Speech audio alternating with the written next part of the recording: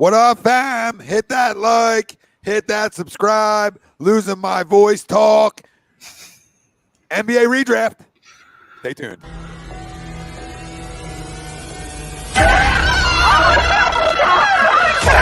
Let's go.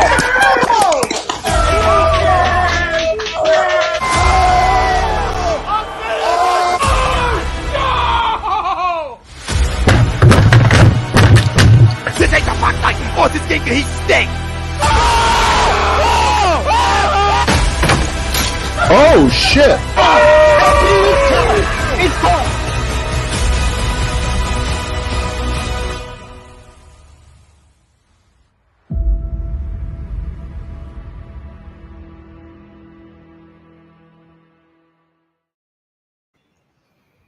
Mannery here. You're listening to A2D Radio, real sports talk radio for the fans, by the fans, no agenda. These guys are the best in the business. Hashtag it. No notes.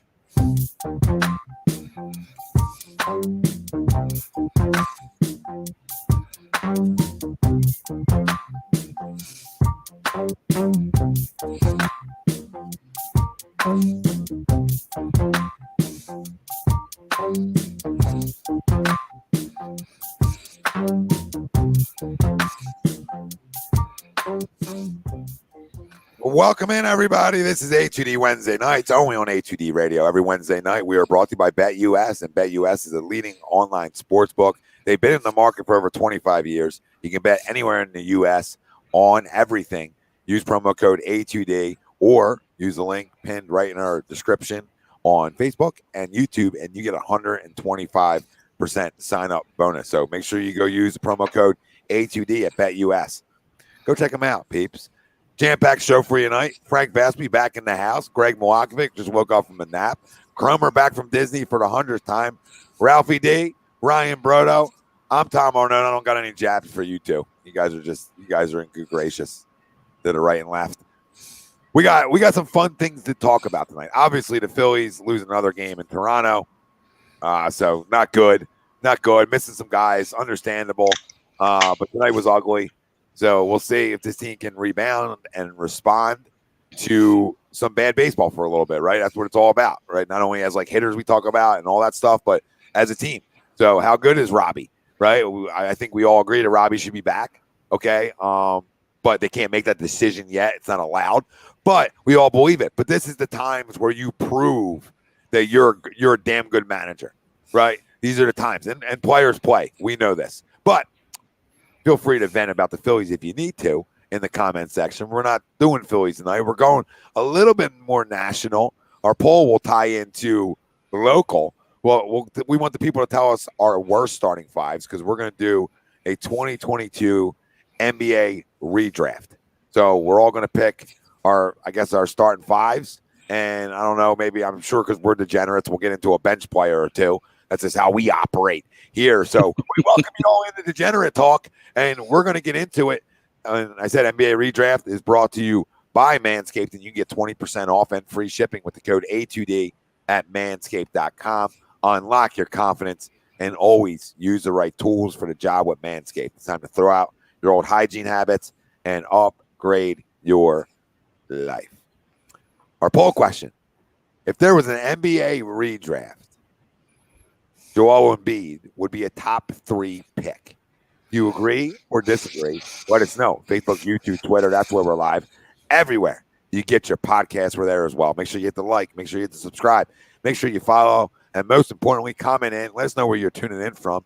And answer the question, because this is over a 5-year period, this redraft. So which team that we pick has the best chance of winning the most championships in that time period? Right? So to this poll, a healthy Joel Embiid gives me a really good starting opportunity to win championships, right? I think we can all agree there. Joel Embiid arguably was the best player in the NBA this year. So I think only morons or people with opinion or people with agendas would say he's not a top 3 pick. I think it's crazy to think he's not. You could argue he's 1 or 2, but at worst, he's 3. At worst, you're not going to go give me 3 guys. that are better than Joel Embiid right now? Because I would love to hear it. I would love to debate this tonight, right? Because we're taking out all the rest. We're just taking who are the best players.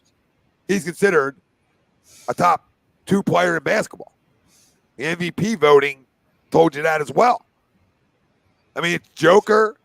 Okay, some people might put Curry there, right? Or somebody might go LeBron. But over 5 years, no. Over 5 years, he arguably, out of all the names people are going to tell me, because of his age too, still gives me a great window to win. Like, he gives me a great window to win. And especially when you create the starting 5 and you surround them with a lot of talent, he's even going to have a better chance to win. But I mean, listen, unless you bring up injuries, miss me, because this guy's a no-brainer top 3 pick. He just is. Somebody might disagree. Time's yours, guys, but I agree. I'll stand by it. He's the most talented player in the NBA. I mean, that's just the facts. He's the most. Nobody at his size can do what he does. Nobody. And wait till Chet sees him. I can't wait for Chet to see him, because he might pin 15 things off the backboard. All right. And I like Chet, but nobody can stop this guy. Like, being a top 3 player means you're unstoppable, right? You're unstoppable. Who in the league is unstoppable? I'm not saying other guys aren't, but who?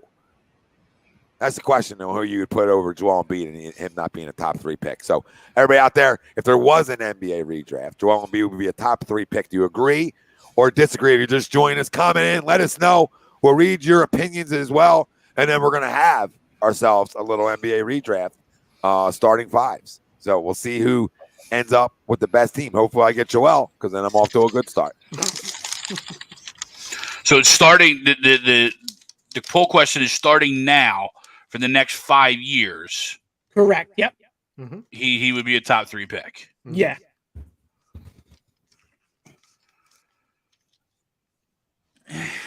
It's debatable to me.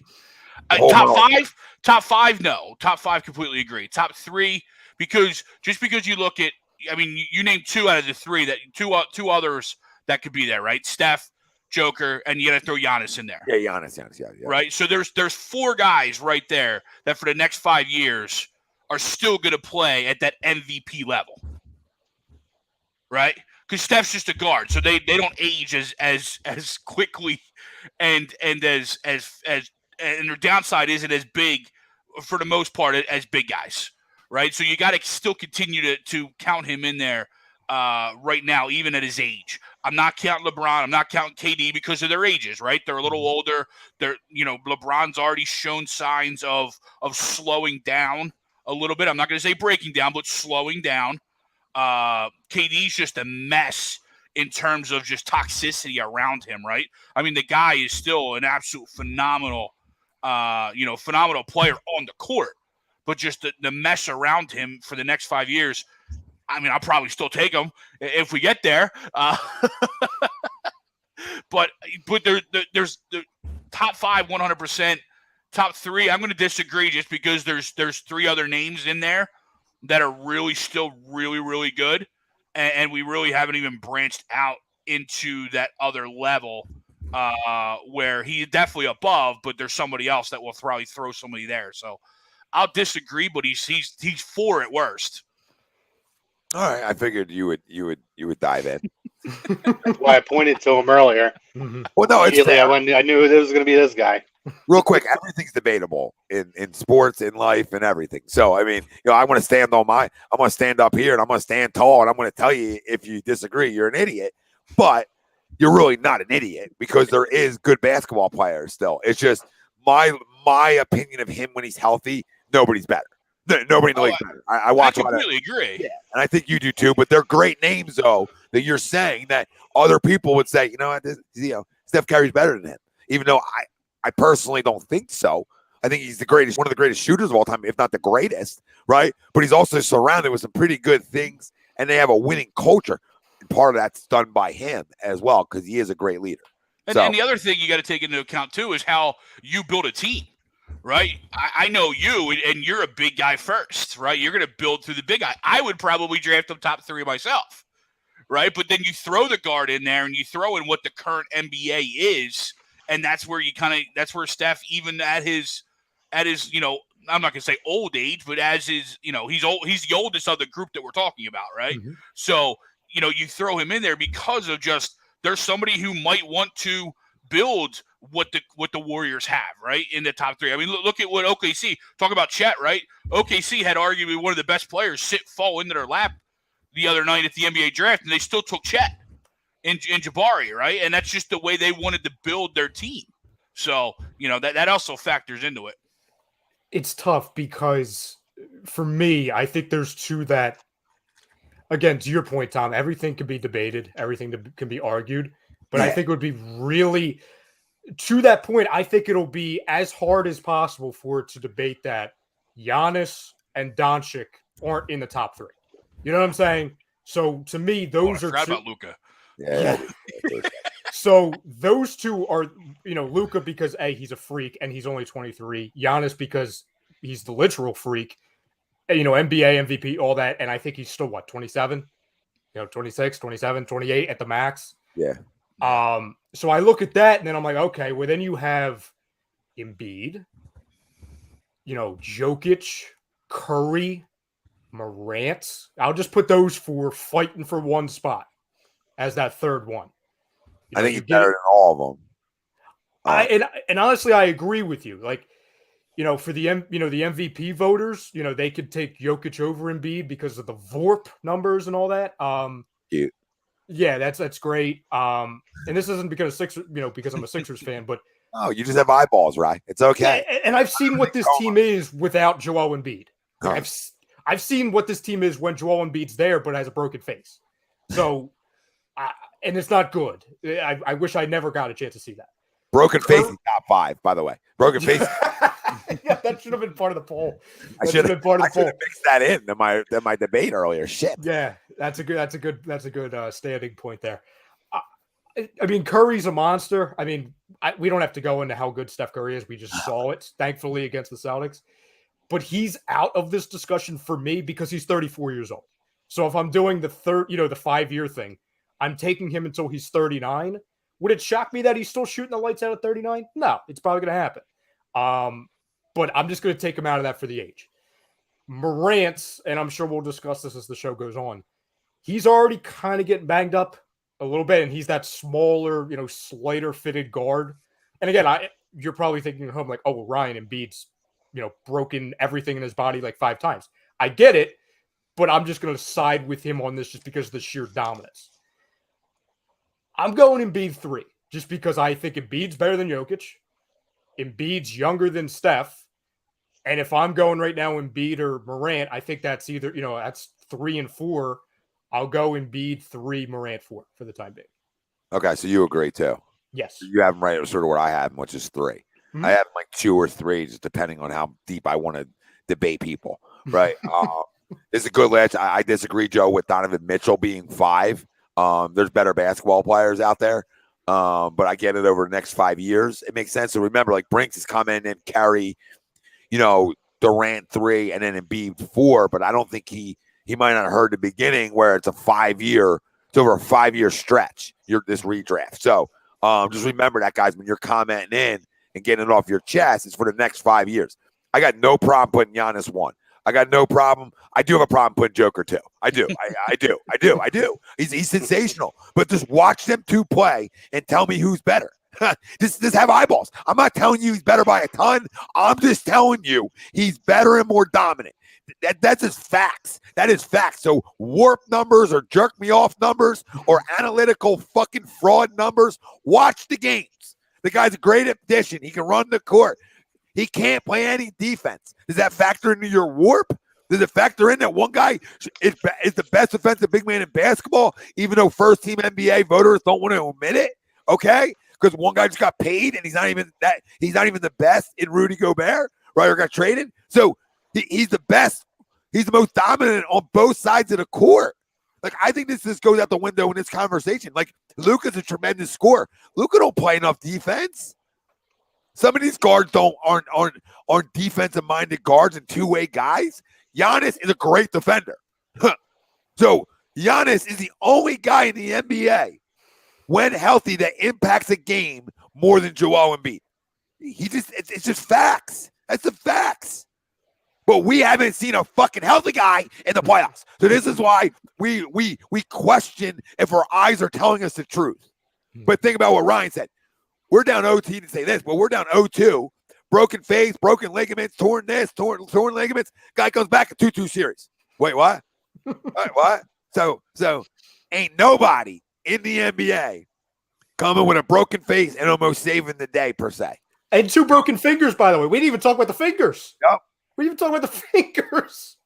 And I don't want to disrespect Luka. He's a stud. Joker's a stud. Them guys are studs. But like, if you think those guys are better, I question you just watching ESPN too much, and not watching like these guys play when they're on primetime games and really see them and say Joker's really good.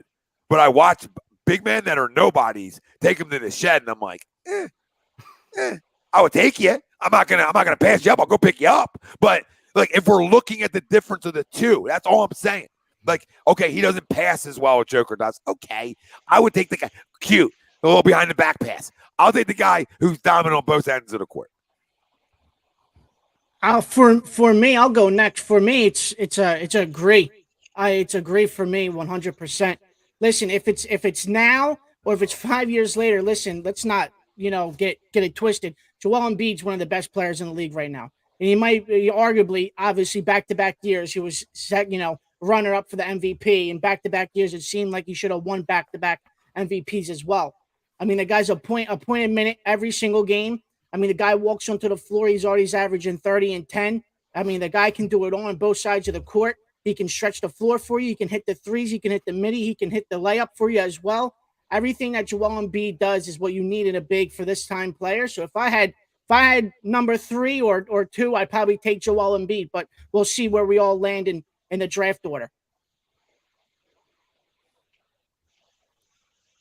Frank? No Ross Ralph? I was going to give No. I was going to give Frank the honors here. Go ahead, buddy. Frank, welcome back, buddy. Hi, Frank. Hello, boys! I'm back!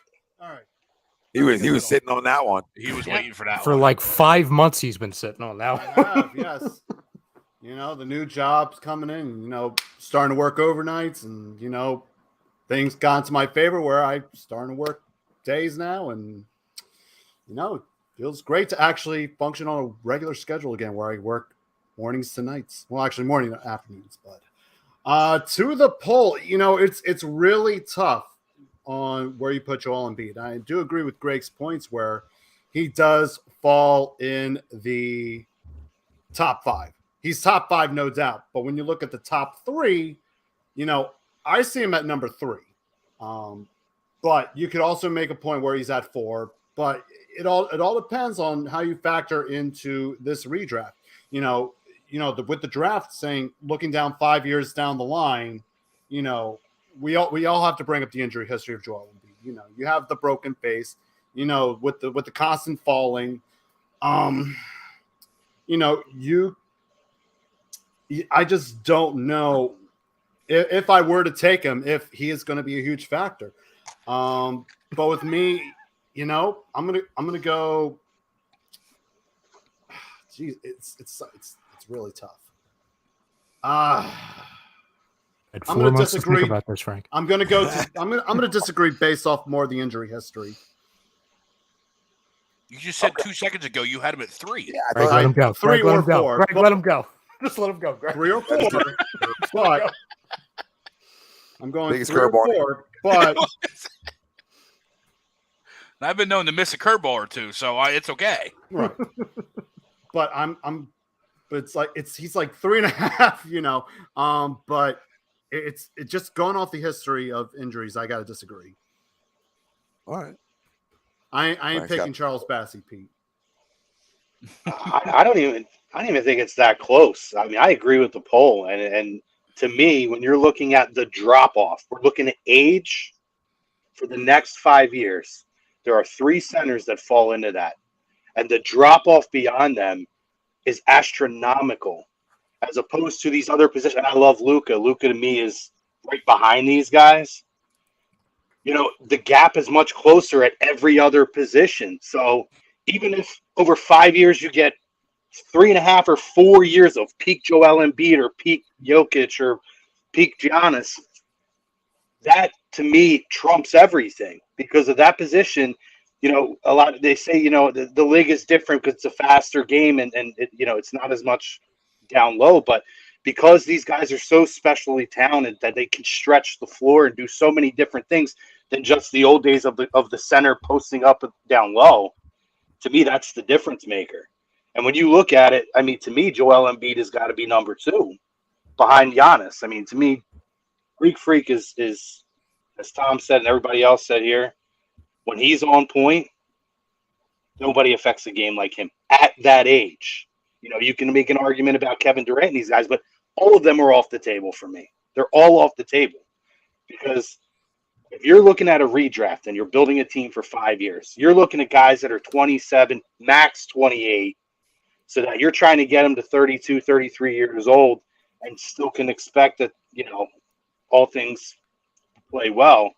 They're still playing at a high level. That's typically where most guys the skills start to go down, especially with big men. Usually it seems around 32, 33, 34.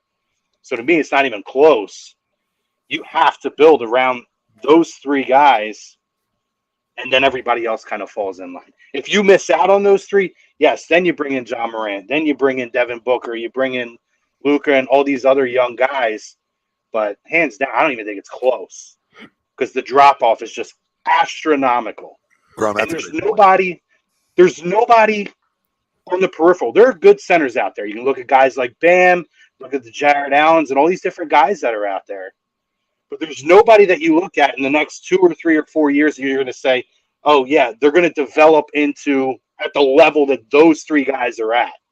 It's just not there. So I think you have to put those 3 guys 1, 2, 3, and whatever order you want to mix them up, and everybody else falls in line after. So not even a question. I agree with this poll. No, that's probably the best point. Sorry, I'm trying to find my freaking remote, and I haven't been able to find it in a week, so I just didn't want to be diving in the couches while talking at the same time. But no, that's a great point, though. Like what's behind that at that position, I think, is something that goes overlooked sometimes. So there's a ton of damn good guards in this league. Like you're saying that, hey, if I don't get Morant, I'm going to get a guard later on that is a damn good basketball player. So, I think those guys, I don't want to say dime a dozen because that's not fair because they're uber talented, but let's just keep it 100. You know what I mean? Like I'm still the big man wins championship guys. I'm still stuck back in the day. You can say dime a dozen because there's 2 of them, right? On each team, there's 2 guards, right? And in today's NBA, they're usually pretty interchangeable, right? It's not like the old school NBA where you have a traditional pass first, John Stockton, like, Steve Nash, Jason Kidd, like point guard, right? Lonzo They're usually Huh? Mm-hmm. Lonzo's one of them. What are you doing? What are you doing right now? What are you doing? Who? What the hell are you doing? Who? But it's funny, like we're having this discussion, and I just pulled up real quick, just one random, like dynasty rankings. Mm-hmm. They have Joel 8. And I'm interested to How see dry is that guy's jock? What is it? Like I'm interested to see if what you guys think. They got Jokic 1. No. Well, then this is analytics. Then this is just you're absolutely right. Yes, dynasty leagues are so built based off of fantasy as well. Okay. Right. So based off of fantasy type of thing. So you got Jokic, Doncic 1, 2. Karl Anthony Towns 3. Burn the website. Just burn it all. Giannis 4. Bald spot Trae Young 5. Get the hell out of here. Ralphie's little brother 6. LaMelo. Yeah. I was gonna say there's like 3 of them that I could. And Tatum 7 before you get to Embiid. And then you got Halliburton. But Cat over Embiid? I know. That's what that's bizarre. But to be fair, this is a dynasty. This is dynasty basketball, so those rankings are all over the place. Yeah, it is funny though. The strategy people would build around. Like going to Chrome's point about like how, not that for example like guards are dime a dozen, but when you look at the center position of how valuable Embiid is, just because there's really nobody like him. like earlier, in prep for this, I literally went position by position and just literally listed guys that I would be willing to draft on the show. And the amount of guards I have on this sheet compared to the amount of centers, It's is unbelievable. Yeah. It's literally a 5-to-1 ratio. Sure. It's a guard heavy league. Absolutely. Like I think I have, and again, there's other centers in the league that I left out, but I have 2, 4, 6. I have 9 centers that I would even think about drafting on this sheet. I have maybe 29 guards. Well, actually, no, there's more guards. You know what I'm saying? To where you have more guards than the Oklahoma City Thunder. Yeah. It's the old idea of like, when you talk about baseball and you're drafting, right? It's, how many catchers are two-way players, like highly productive two-way players? Yep. How many second basemen and shortstops are stat fillers compared to the other positions, the corner, infield, and all of the outfield positions?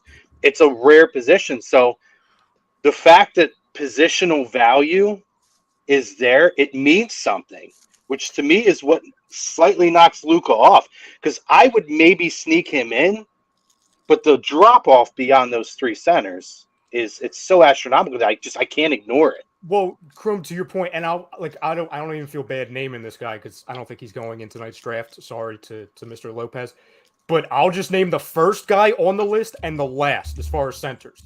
And again, it's only 9. Embiid 1, Brook Lopez 9th.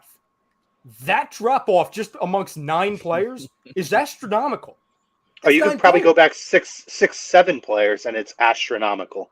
Yeah, like somebody here is going to get a mediocre center. Yeah, and that's why I don't want to there's a name I'm looking at that somebody's probably going to take, and I'm just hoping it's not me, because in comparison to the first guy taken compared to that, I hope the rest of your team is strong. That's all I'm going to say.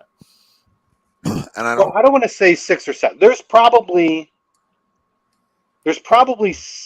6 or 7 centers, honestly, and we're probably going to take them all. Yeah. But literally the drop off beyond them, like there's first tier and second tier. The difference between second tier and third tier alone, let alone guys like Embiid, Jokic, and Giannis, is a massive, massive gap between 2 and 3. So imagine what it's like you said. We're talking about the Brook Lopez? Yeah. At friggin' 9. It's ridiculous. And I think this is why this is such a good, exercise too, because what's the main discussion in the NBA right now? The value of certain players, Durant, Rudy Gobert, and a big factor is their positions. You know what I'm saying? To where, okay, how are players and positions valued right now? Well, when you look at the drop off between, the first guard and the 8th guard compared to the first center and the 8th center, there's no question on what is more dramatic of a fall off, in my opinion. Absolutely. No, yep, there is. And Pete, I agree with you. Elite guards and forwards are extremely valuable. I'll never say they're not, but you can still get them, per se, in like a second round of a draft here. You know what I mean? You can get them in the 3rd round of a draft, maybe even into the 4th round, depending on how many teams you have. So, no, I think... if you don't get a Luka, but you end up with like a Devin Booker, or you end up with like, a Gilgeous Alexander, you're not like totally behind the 8 ball. You know what I mean? It's not like you're like, oh, well, every time I go 5 against years to win it. You know what I mean? Right. Every time I go against Ralphie's team, I'm screwed now because there's such an astronomical difference between my centers. You know what I mean? Or even some of the power forwards. Power forward is a position that has a lot of value. Ralphie, Chrome, you don't have to worry about Ralphie's team because Ralphie's team is like a bunch of 50-year-olds, so you're fine. That is correct. It's the retirement home. I'm trying to win now, goddammit. I don't got time to fuck around. Ralphie's going 1 year. He's going in. He's taking less money for you, Ralphie. He's taking no, he's not even going 1 year. He's going half a season, and he's picking AD first. That's what he's doing. Then Zion. Yeah, you going Kyrie, Ralphie? You going Kyrie? Nah, well, he might be in real life. Purple and gold, baby. Before we disclose the order and everything, I just want to read this real quick for anybody who's just joining. That way, the viewers aren't confused. Like, oh, what are you guys doing? What are you guys doing? So this is what we're doing, fam, and it's going to be interactive for you guys at the end. So each person on the show will draft and form a starting 5, plus a 6th man, plus a coach at the end. It's going to be a snake draft. obviously. Once the teams are formed, the viewers will vote on the best and worst teams. So get ready and list the reasons why Ralph is the worst. Just get ready for that. The teams that you form, you will have to run with for the next 5 seasons. Therefore, players' age, injury history, potential, all of that will factor in.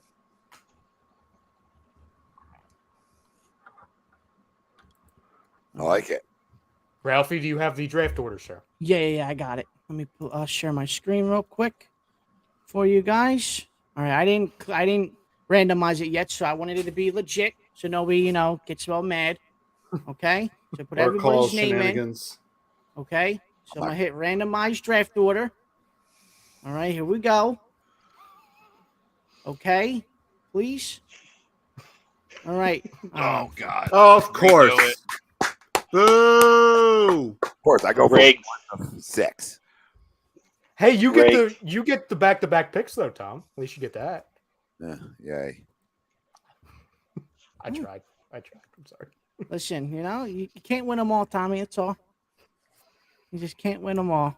You did. Yeah, you did. Yeah. All right. My first pick for Team Cannoli will be this sucks. Unfortunately, this sucks is not a player. Give me I'll take Luka as my point guard. Wow. Okay. I'm second, correct? I just want to confirm so I'm not Yes. bumping. Okay. For my power forward with the second overall pick in the draft, I'm going to go with Giannis Antetokounmpo. Good pick. Somebody Thanks, gonna Ralph. keep track of these to update the ticker. Frank is. Yeah. So now we're at Ryan's pick putting 3. Remember, Ryan's putting him at power forward. Yep. Who is 3? Is that you, Frank? Yes. Now the question is, I do want to get myself a big man. Well, you know where you're going then. Do I go with Nikola Jokic? Do I go with Taco Bell commercial kid? Or do I go with the best Cameroonian player on the planet? And now French. And now French And national. now French taking down, sharing the roster with the guy who shut down the entire league.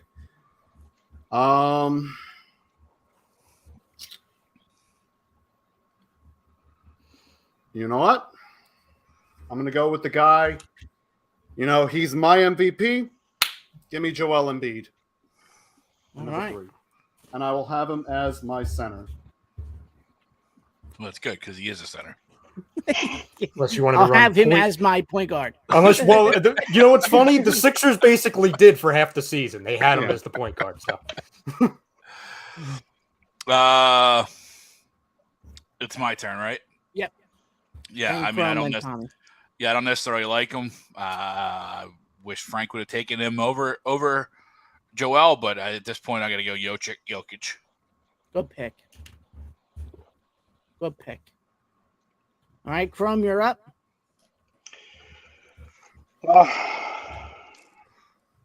At this point, I knew I was going to take him if you guys took everybody off the board. So I'm going to go with Ja Morant. Good pick. Good pick. All right, Tommy. Oh shit. Fortunately, he is not a player either. Frank, you're updating this, right? Just for the viewers. I am. Yes. I'm once the round is done, I have the picks typed in. Mm-hmm. Then once the ticker is ready to go, the picks Yes, of round Don, 1. we are, buddy. Yes, we are. Do I get back to back? Yes, Yes, you do.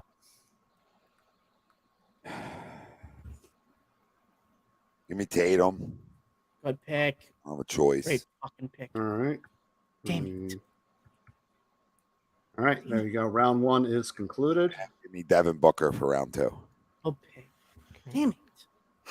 So, I mean, I'm Ralph, upset. you got the number 1 overall pick. Ralph. I'm upset about the big man, but and I'm not a big Tatum guy. But for 5 years, I feel like he's a great he's a damn good 2-way player. So I'll give him credit for that. I'm not gonna like crush the guy because he came up small in the finals like that. You know what I mean? That happens sometimes. But he's still tremendous. He's First still timer. Yeah, he still has to go in the first round. And then we know what Booker is. So Booker's obviously my 2. Tatum's obviously my 3.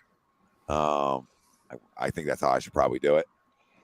There's somebody I want to take. I'm hoping he's there when he swings around on the next pick. But for this round, I'm gonna take Zion Williamson. Good pick. Holy Knee problems, but it's okay. And eating problems. Right. Wow. Greg, He'll I'm be on a strict eating Strict regimen diet. on the ginger gang. Bending the floor when he jumps. Diet. Chrome, I got to be honest with you. You ruined my dream for Greg. I was hoping Greg would go with the all NBA eating team with Jokic and Zion. No shot. I'm taking that bum. Is Tractor Trailer still out there? I would take him over Zion. Or what's his name? Oliver Miller. Pete says he eats like us. Oh my God. Jesus. Jeez. You know what's crazy? I'm looking at my list. I don't even have Zion on my list anywhere. So it's a good thing It's I a didn't good pick list, him. though. I have no interest in Zion whatsoever. No, I just forgot to put him. Listen, when healthy, dude's a special player, and when he's buying in. Frank? No, it's Greg's turn. Okay, it's me, Greg. sorry. A little interesting here. Could go a bunch of different ways. I'm going to go Anthony Davis as my power forward. Good Wow. pick. God damn it. I got to say, I'm shocked. I didn't think Shocked anybody you were was the gonna guy to pick do him. that. Didn't even have him on my list. Yeah. Hmm. So good pick, Greg. I'm happy Frank? about that. Let's see. My pick.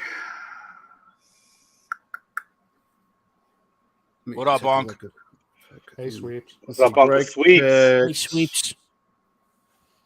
Let me pick Anthony Davis. I'm typing this in as I'm going Yeah, go along. right ahead. And I was like going back and forth between tabs. Hmm.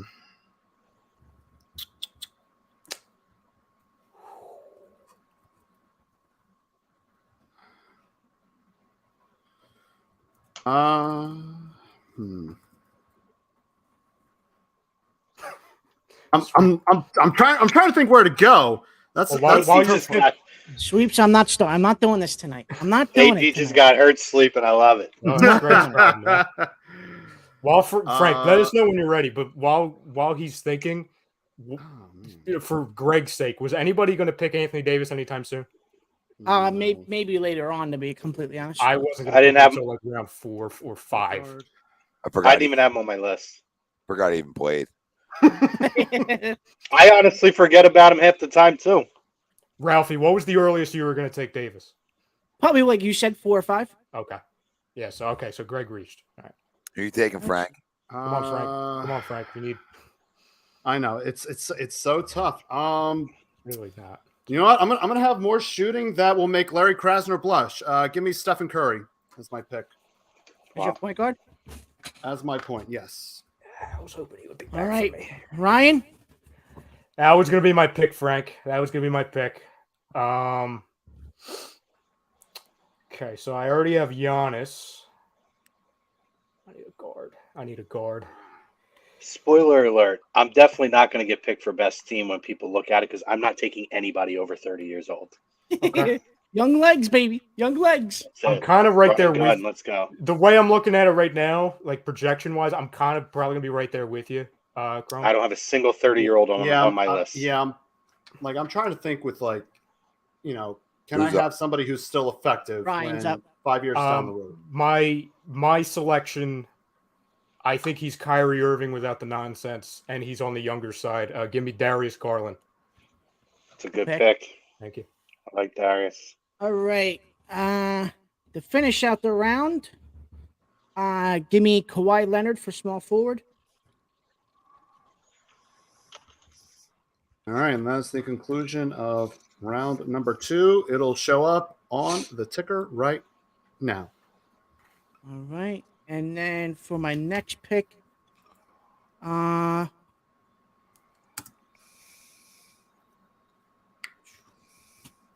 Give me Klay Thompson as my shooting guard. Guy's trying to play defense. Ooh, with his 3 ACLs. No, he's got, You just took Anthony Davis, Craig. got ACL. Yeah. over You there. just took Anthony freaking Davis. I mean, come on. But he doesn't have to play defense at the power forward. Oh, defense over here, baby. Right. Have somebody that can score. I need some defense of my own. So to play the 2 guard along with Mr. Garland, give me Jaylen Brown. Oh, pick, right? Good pick. Thanks. It's a good one, I Ryan. I was eyeing Something him. not I was taking eyeing him. him. Well, screw you, Frankie's mine. Well, I mean, that is revenge for Steph. So There's a guy in the league that I wish we had on this team. I love Jaylen Brown so He's- much. I wish we had him. He is like the Yeah. perfect fit with Embiid. And I don't He's have Embiid on my unbelievable. team, but I'm just talking in general. He would be a phenomenal fit. You know my feel. I'm actually surprised you took Tatum over him, Tom. Oh, because he's just. I get it. let's double check real quick. I Also, love- positional value too. When you look at the power forward compared to whether you're looking at a 2 guard or a small forward position, it's much different. Just double check. Yeah, we don't know what small forwards are in Philly. We haven't had one in like 6 years. Maybe actually more than 6. Right? You know what? I am going to go with another guard on this one. I'm going to go with Shai Gilgeous-Alexander as my shooting guard. Okay, Greg, Kevin Durant. got to do it. Yeah, you Gotta have do to. it. Yeah, Good pick. he's just sitting there. All right, it's close. Homer?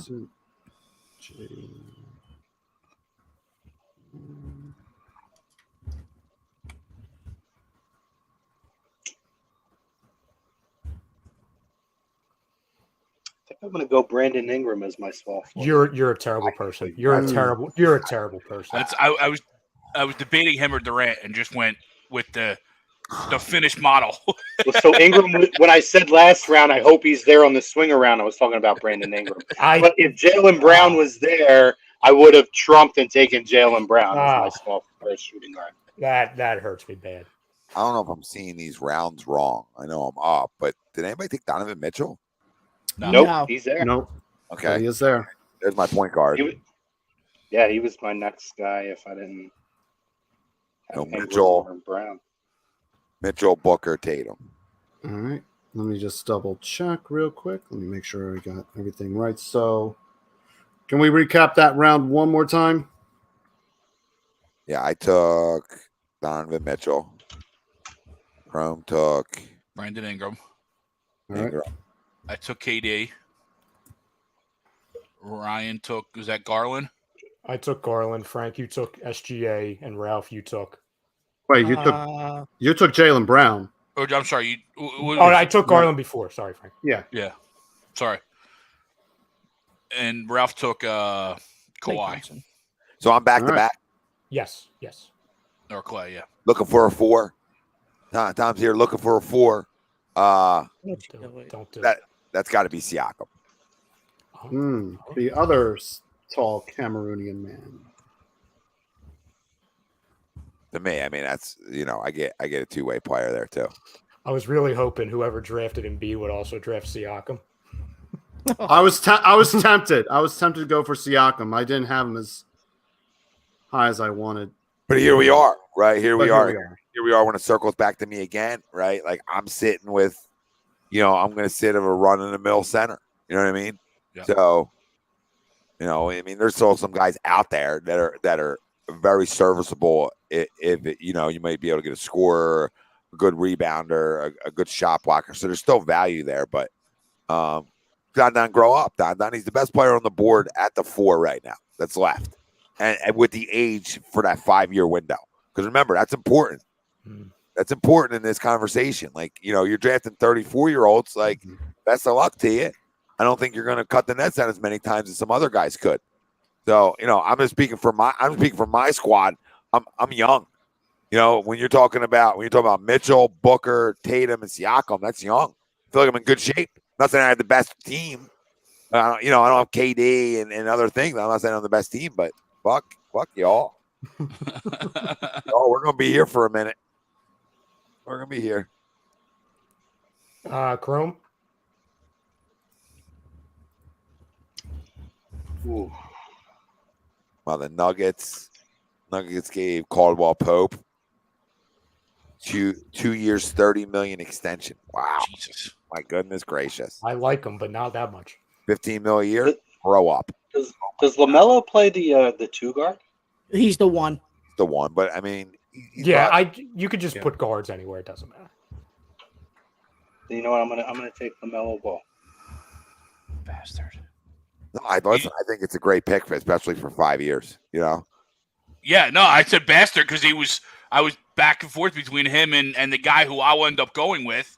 And I really don't like him as a player, but in this scenario, I'm going to go with bald spot Trae Young. oh, listen, he shouldn't have been there that long, honestly. Yeah. You know, really, in terms of playmakers, in terms of the ability to score, in terms of the age criteria that goes into this. I mean, you know, he took a team to an Eastern Conference final that had no right going there, and that was because of him having a great playoff series. So, I mean, who does he have to play with, right? If you look at it like that, like, Yep. I'm trying to make excuses, but who's his tandem? Freaking Collins, grow up. So, I mean, I think it's a great pick. For me, let's see. I'm going to go younger on this one. For my forward, I'm going to go with the Ant-Man, Anthony Edwards. We'll go back. Good pick, Frank. For your forward. Or, yeah, I have him as a combo, as a swing. So he's playing your 3. He's going to play my 3. Okay. Cool, I will I'm eat going to that swing up. him. I wish you luck. Cool, I will eat that up, Frank. Looking down on him. Ryan? I'm looking.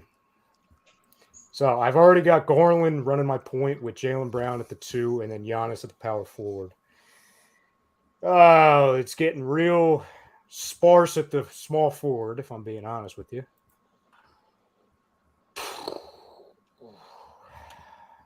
I already know you're gonna take my 6th man. Is he young or is he your 6th man, you said? I'm taking a 6th man before I take a center. I can tell you that. Yeah, I might be right there with you, Crum.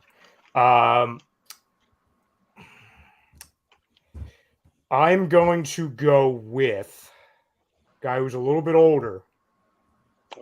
You know. Give me Paul George. So, hold on. I got to know this before we go any deeper. Are we going a 6-man? Yeah, Well, because it said starting 5.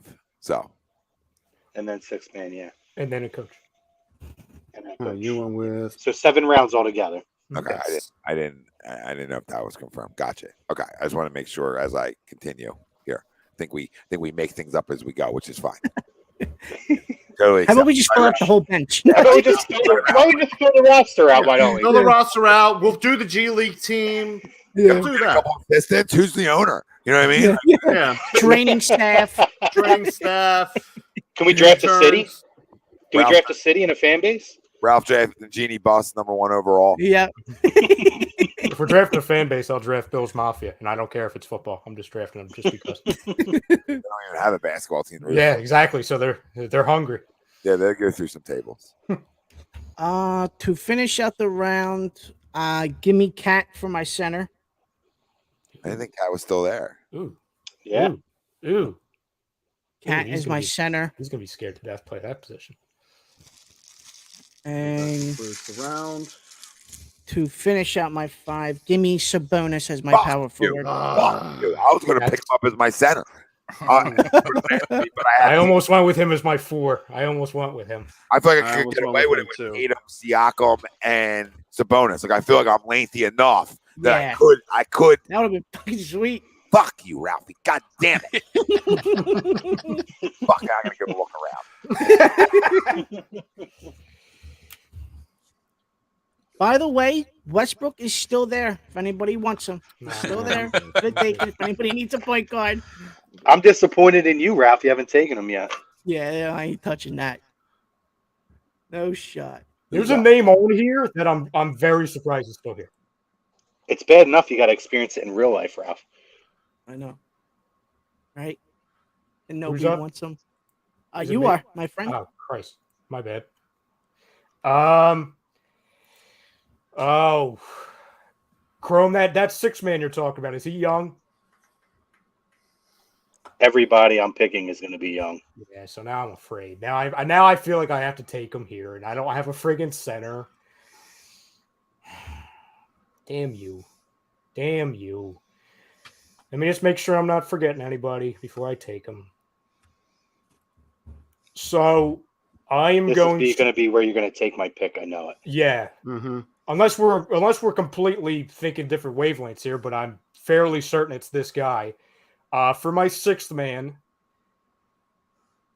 give me Tyrese Halliburton. Really? Okay. Wasn't who, but if you took my person, that was my next one. So hopefully mine's still there.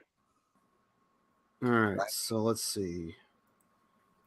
Power forward.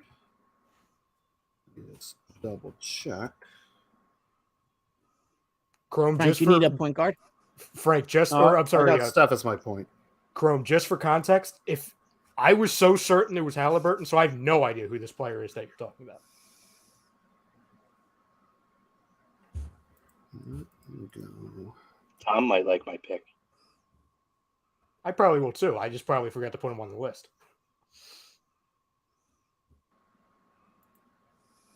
Frank, what positions do you need? I need a power forward. Okay. Go ahead. Tobias Harris is still there. Yeah, Nah, I'm he's good. sitting pretty. A little Jeremy Grant. Julius Randle, there's players there. Miles Bridges. How about And then Kevin I'll trade him during the press conference and make everything all awkward and depressing. Right. We need your And pick, trade him Frank. for a guy with a peanut allergy. Frank, we need your pick. That's Mikal Bridges. Miles might not make it to the press conference. He might. Kevin Love is Yeah, still there. whatever. You could just He buy might him be out. on house. I just want to Kevin double Love. check to make sure. Because I want to go somebody who can go for the stretch. Mm-hmm. Now the question Armstrong. is, Ralph, if you're putting Frank, if you're putting a team together and you draft Miles, you might actually legitimately have a chance to have him show up and play on your team. you know what? I'm gonna get another stretch. I'm gonna stretch. I'm gonna get another big guy. You know what? Give me Bam Adebayo. That's your four? Who's your my center? four. Joel.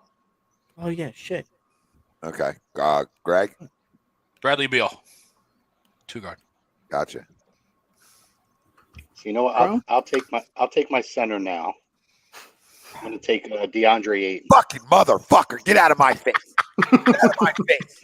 You're banned from this show now. Take your young freaking player that you need to take so bad. Oh, I'll take my 6 man over my big man. Liar. Liar, sat there and lied to everybody. You're trying to play poker with Frank. You know what I mean? You're trying to play poker with Frank at work. This is unbelievable. Oh, my God. You jerk off. Right now. Happy to be here on Wednesday nights, guys. I'll be here every week.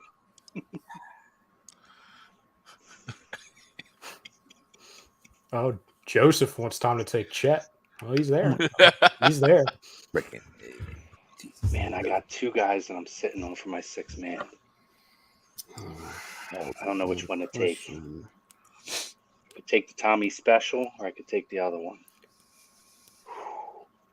Tom, what's your team right now? I have Tatum, or no, I'll go through it. Mitchell, Booker, Tatum, Siakam. So I need a center, and I need a 6 man. 6 man. So screw it. I'll take my 6 man first. Give me Tyrese Maxey. Tom's going to win the fan vote. All right. That concludes. It's a lot of energy coming off the bench, though. Yeah. Oh, yeah. It's a firecracker coming off that bench. I think at this point, I think it's a great 6 man to have. I agree. Yeah. I knew I was going to take one of the Tyrese's. I just went with the other one.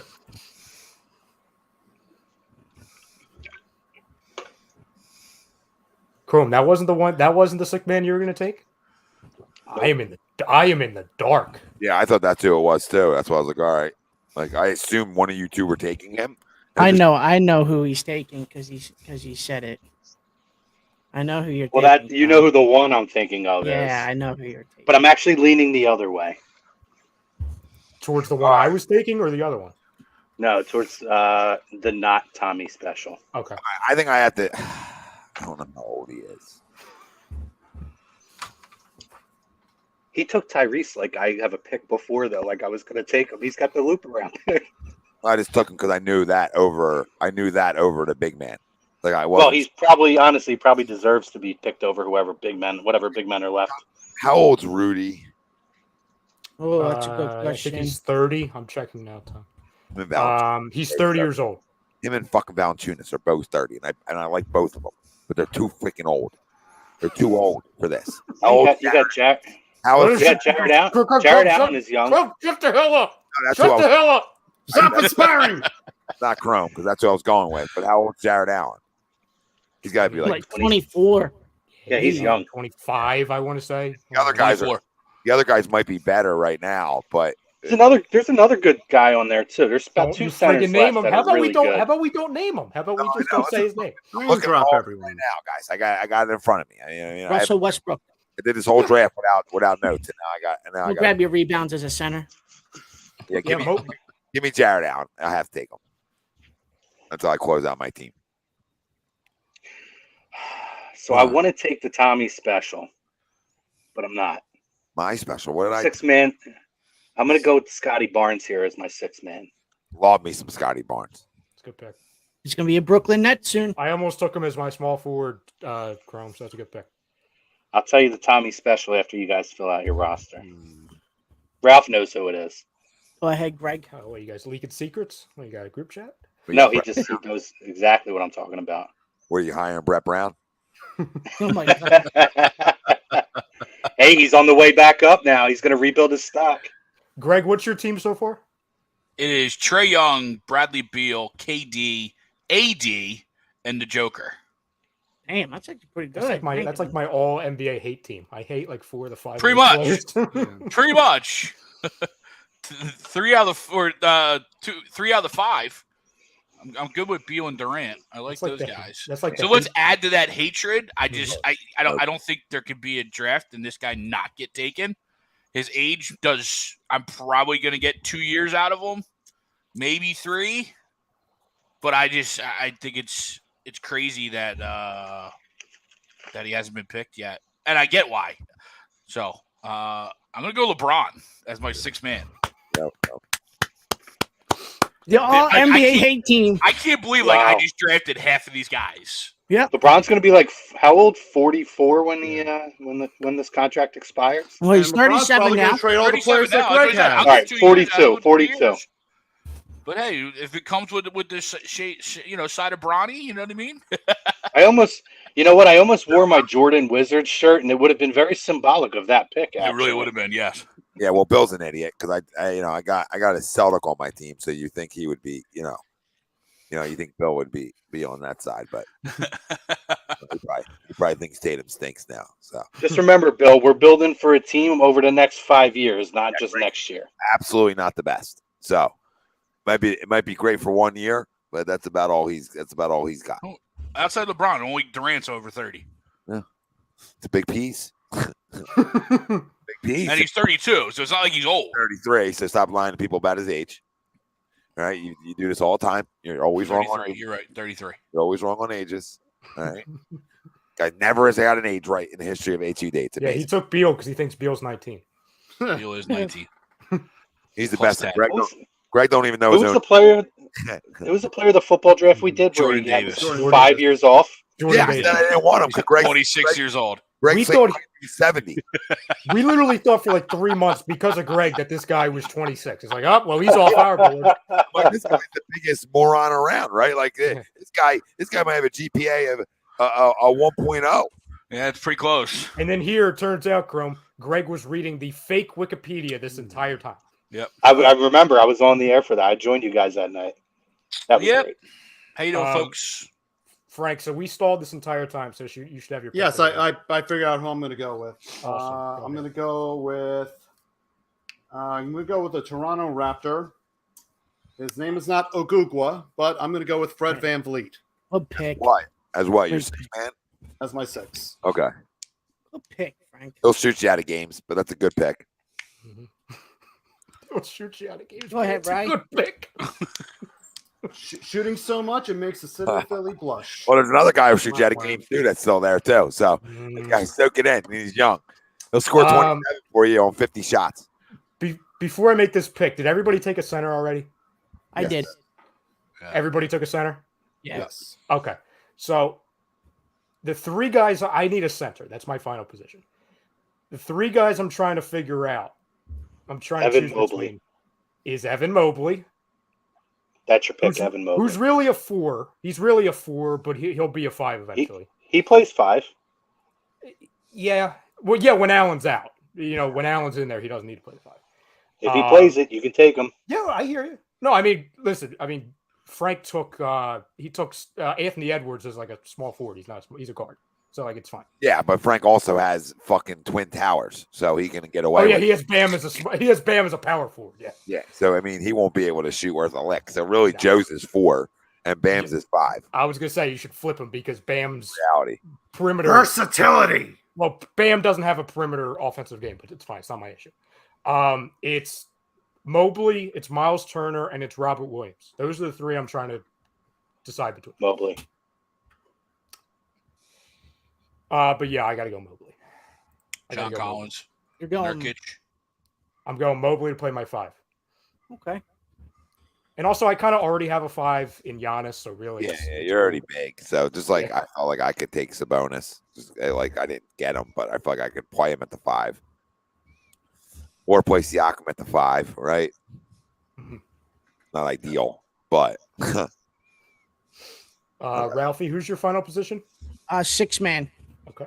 I know what 6 man is going to be Tommy's favorite guy ever. Zach Trigger LaVine. warning.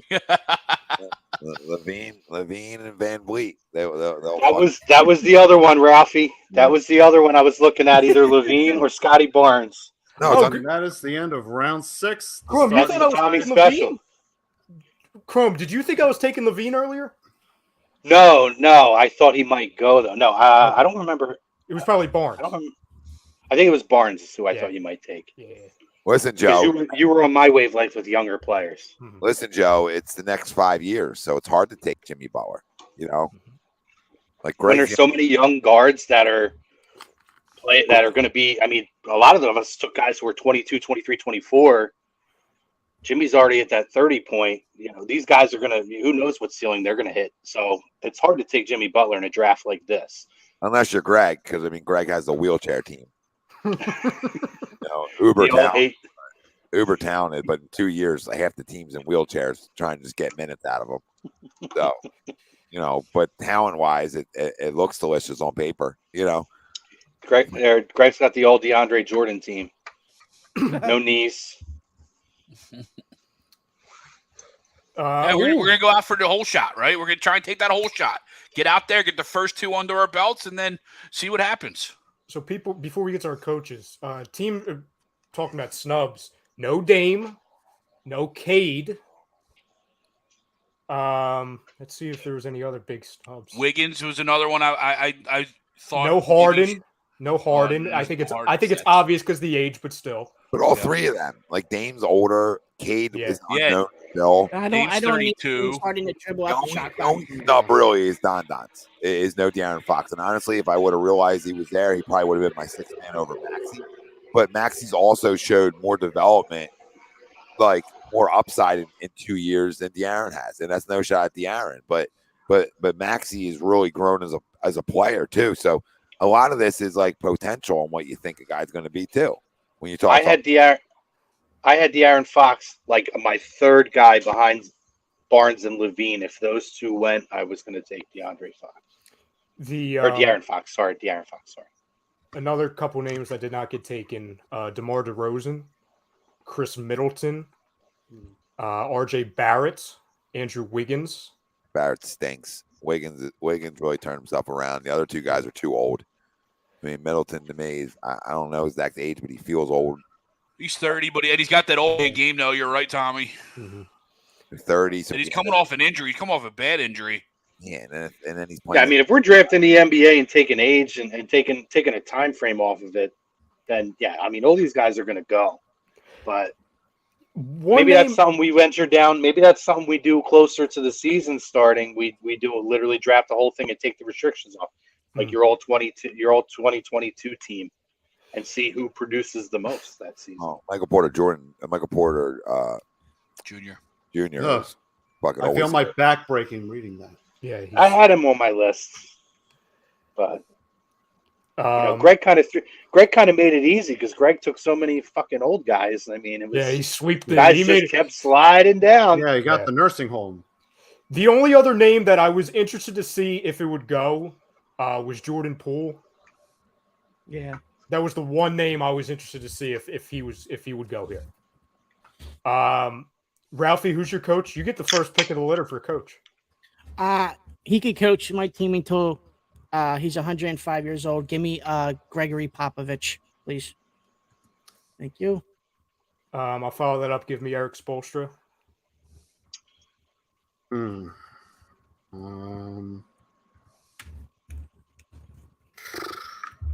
Let's see. I know I'm definitely not taking Doc Rivers. Glenn. Yeah. Good old Glenn. Yes.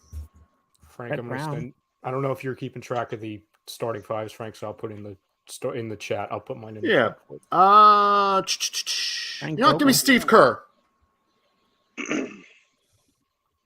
Phil Jackson for you, Crum. No, that's Greg. Yeah, Greg's probably gonna go with like retirement home. Red Larry Brown. Auerbach or somebody. Larry Brown. Should go Larry Brown, maybe Kurt Rambis. Who knows? You know, Ralph, want a little let's see, Kurt Cotton Rambis? Fitzsimmons. That's funny. I should go Larry Brown. That would add to it. Ralph, Give you me going Monty Luke Williams. Who? Damn, Monty Greg. Williams. Honey Williams. Oh, Look quick. Okay. Monty Williams.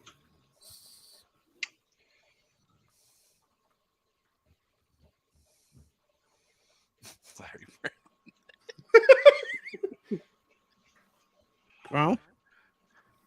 I'm like between like three guys here. I don't know. Red I didn't Brown. expect they would all be there. Stan Van Gundy. Mark Jackson. Give me Ime Udoka. Give me Udoka. Okay. Thank you. Give me Tyronn Lue. Good pick, Tom. I almost took That him is a too. good one. He's a sleeper in there, right? He's Yeah, Yeah. He actually showed he's legit could coach maybe a little a really bit. good one, huh? I mean, Right? Yeah.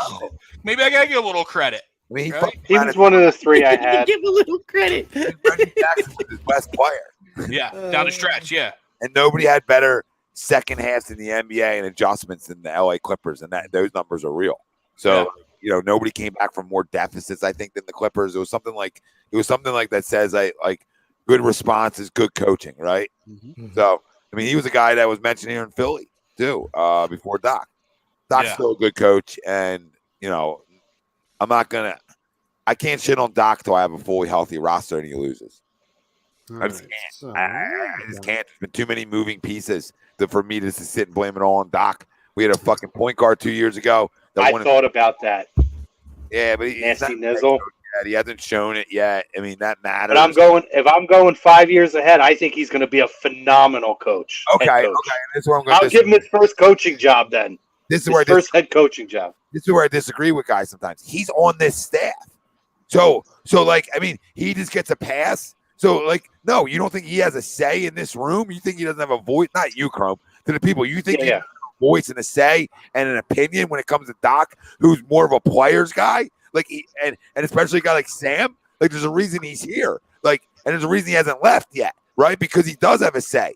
He does want to win, and he probably believes he can win here. So I think Doc gets a lot of shit for, yes, there's been collapses and there's been different things. But look what he's dealt with since he came here.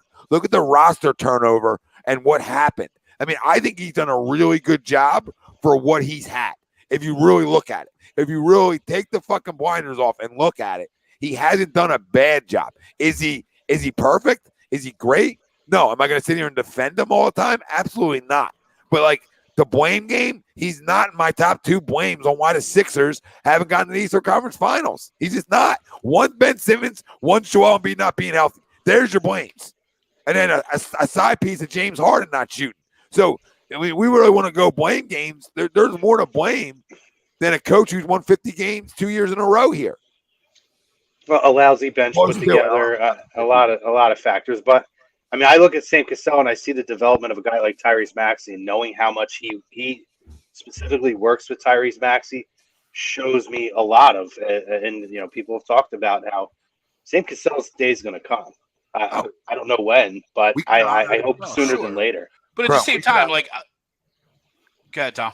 No, go, Greg. I was gonna say at the same time, I mean, Doc's a Hall of Fame point guard too, and as much as I want to run him out of town and shit on him as well, Doc's a Hall of Fame point guard himself. So while Sam probably has more one-on-one time with him, there's no question that Doc's had an impact on Tyrese as well, especially maybe even more from the mental side of the game than the physical side.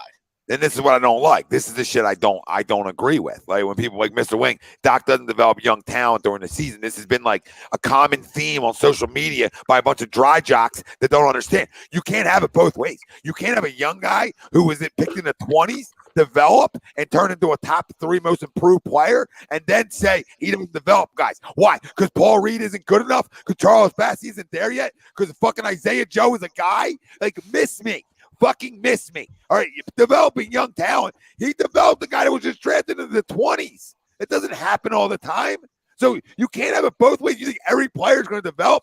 Listen, at this motherfucking level, people, it's how bad does that individual player want to be great? You can give them the tools. You can give everybody everything that they know how to build it, right? Because as a coach, you can always apply the drills, the tools, the coaching. Now, how bad does that player want to be great? So miss me because Paul Reed didn't get fucking better. Paul Reed didn't get better because Paul Reed is who he is. God damn it. This whole thing started with Paul Reed because guys on social media, that there's not enough baby powder in the world for their jocks. All right, that's how dry they are, okay? That these guys are, doesn't develop young players during the regular season. When did that become a thing? Develop young players. We're trying to win a goddamn championship. So name the young players. I'm agreeing with Doc on this. Name the young players that win championships. Jesus Christ. Not everybody's Golden State. Like, okay? Like, you think Jordan Poole developed because of Steve Kerr or because of the greatness around them? Oh, Christ. People need to remember, too, that for 75% of the season, you had a situation where Paul Reed wasn't going to be playing anywhere. Where would he have played? Andre Drummond was here. Real quick, right? So we're gonna, Bill, we're gonna take away rings now. Like, you think that shit's easy because he's got 3 great players? You think it's just easy? You think it's NBA 2K? Like, that's what you think this is? Come on, Bill. You're a Celtics fan. You're taking away his ring? Fuck out of here. That's the biggest bullshit I've ever heard in my life.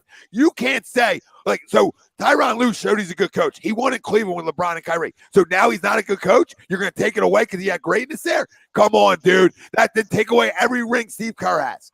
No. No, you can't because it's hard to win. So Phil Jackson, not a great coach. Right? Come on, guys. You can't have it this way. Greg Popovich has had pretty great players, hasn't he? So you're going to take rings away because he's had greatness? Come on, guys. Come on. He's also great. What Doc did in Boston was great. It's hard to win. To Mr. Wing here with this point. The thing is, you have young guys playing. Shake is still young. You have Furkan is still a young guy who contribute. At the end of the day, you're not running 12 people out every night. You're not doing that unless you're blowing teams out by 30 and you're giving guys cleanup time. Championship. Well, right. So you that. But real quick, yeah. You're not doing that every night in and night out unless you're up 30 points and you're giving these guys the time. So, the training ground. Yes, if you're a team that isn't competing, then yes, you have that time to run those guys out every night. But their rotation has always been 8 or 9 guys deep, where you have a mix coming off in that second unit. There's a mix of vets and 1 or 2 young guys. Shake is still young. Furkan is still young. Doc loves Shake. He does nothing but talk highly of Shake. You saw Tyrese Maxey work his way into the rotation, and Doc give him the faith. So, That's two guys right there that, I mean, if Shake was hurt a lot this year, but that's two guys over the last couple of years that Doc has put faith in and put stock in and put the time in. But you're not going to worry about the guys who are the 12th and 11th and 10th guys on the end of the bench. They're garbage time guys. It's just what it is. They're going to have to break down the ceiling themselves to force themselves in, and somebody has to not play at a level to lose their position, like a Mike Scott back in the day. You know what I mean? Like a couple years ago. That's not a common thing. You're not taking Danny Green out of the lineup and guys like that. It is what it is. Well, we learned something. And by the time you got a Millsap and a DeAndre, now you're in the playoff stretch where you're trying to get your positioning. So, yeah, I mean, would you over a 82 game season want to play guys like DeAndre and freaking Paul Millsap over other guys? No. But by the time we acquired those guys, your bench shrinks, and depth wise, you want experience out there for guys who have been there. I mean, I don't love DeAndre Jordan, but it was what it was. That was the best available. You'd have Coley Stein still out there. I can't believe the chat's making me do this because I really don't like Glenn at all. Like, I really don't. But there's a point where people it just becomes unfair and things are just untrue. Like I said, you need where are you playing Paul Reed for 75% of the season? DeAndre Jordan was there. Okay, if you want to argue, Paul Reed's a 4. Okay, it was Tobias Harris, who Tobias Harris plays the most minutes out of anybody on the team. Yeah, he never leaves the floor. Yeah, and then you have George Niang. Again, I'm not making the roster, but that's what you had. So you're not playing Paul Reed. By default, he is your third power forward, and he is your third center. You're not going 3 centers deep, on a random Wednesday in the regular season. You're just not doing that unless guys are injured ahead. And then you're first off, Mr. Wing, when you say, come on, Maxey didn't come alive until Harden got here, that is vehemently not true. Like, that is the exact opposite. Well, people didn't want Harden, and the thing on Twitter was, Harden's not going to get Tyrese Maxey the ball. So, Mr. Wing, I don't know what you're seeing in that. That is absolutely not true. You guys understand we can have it both ways? Like, in this conversation, we didn't draft him. We didn't draft Doc. He wasn't drafted by us in the 6 picks, okay? But it doesn't mean he's still not a good coach. Like, you can't just take away rings. Like, I don't want to defend the guy. Like, it's amazing that you guys out there make me defend him. Like, I don't want to defend him, but some of the stuff's outlandish. Like, you just don't take away a ring. You don't say, he underachieved. Okay. Like, he underachieved, but he still won a ring. Like, come on. He underachieved if he never won anything there. Like, you can't, okay, maybe they should have won more to Celtics. They still won a championship. So he underachieved, Bill? We brought up Larry Brown. How long did it take Larry Brown to get an NBA championship as a head coach? A long, long, long time. And he had good teams over the years. Sometimes, are we taking away championships then because he ended up having Rasheed Wallace and all those guys and that fit went? I mean, you can't take championship. A championship is a championship. And you still have to manage personalities too. When you talk about, look at that team, that Celtics team, right? Look at the personality, the strength of personalities with the beef between Garnett and Ray Allen that happened for years and years and years. You think those personalities just developed after the fact? No, everybody has a voice in that room, and those guys have strong voices. It still takes a head coach to be able to come in and to be able to get all of the things to align and work out well. I mean, people have said for years that Spoelstra was just a guy who won a championship with them because he had LeBron, Bosh, and Wade. It took him time to eventually develop. I mean, it's just the way it is. You can't take championships away from guys. He hasn't won anything since, so is he not? Not everybody's Pop. Not everybody's Popovich, who, by the way, hasn't won anything. I love Pop. Had lucked in the Twin Towers. I mean, no disrespect, but he hasn't won a championship in a long time. Talk about a long time now at this point. Talk about big 3. Duncan, Ginobili, and Parker were in a big 3. People just act like that's not a big 3. Like, or to start the career, you had Robinson, Duncan, and then whoever else, right? You know what I mean? Right. It takes 2 to tango, which means you need great players, and then you need a damn good coach, and you can win that way. But then it's like Phil Jackson didn't win anything because he had Mike and Kobe and Shaq. Yeah. Well, dude, it's still hard to win. So take away all Steve Kerr's. I mean, he has greatness around him. So yeah, I mean that's the perfect example, because if you look at Mark Jackson was the guy who was there when they drafted Steph and Draymond and Clay.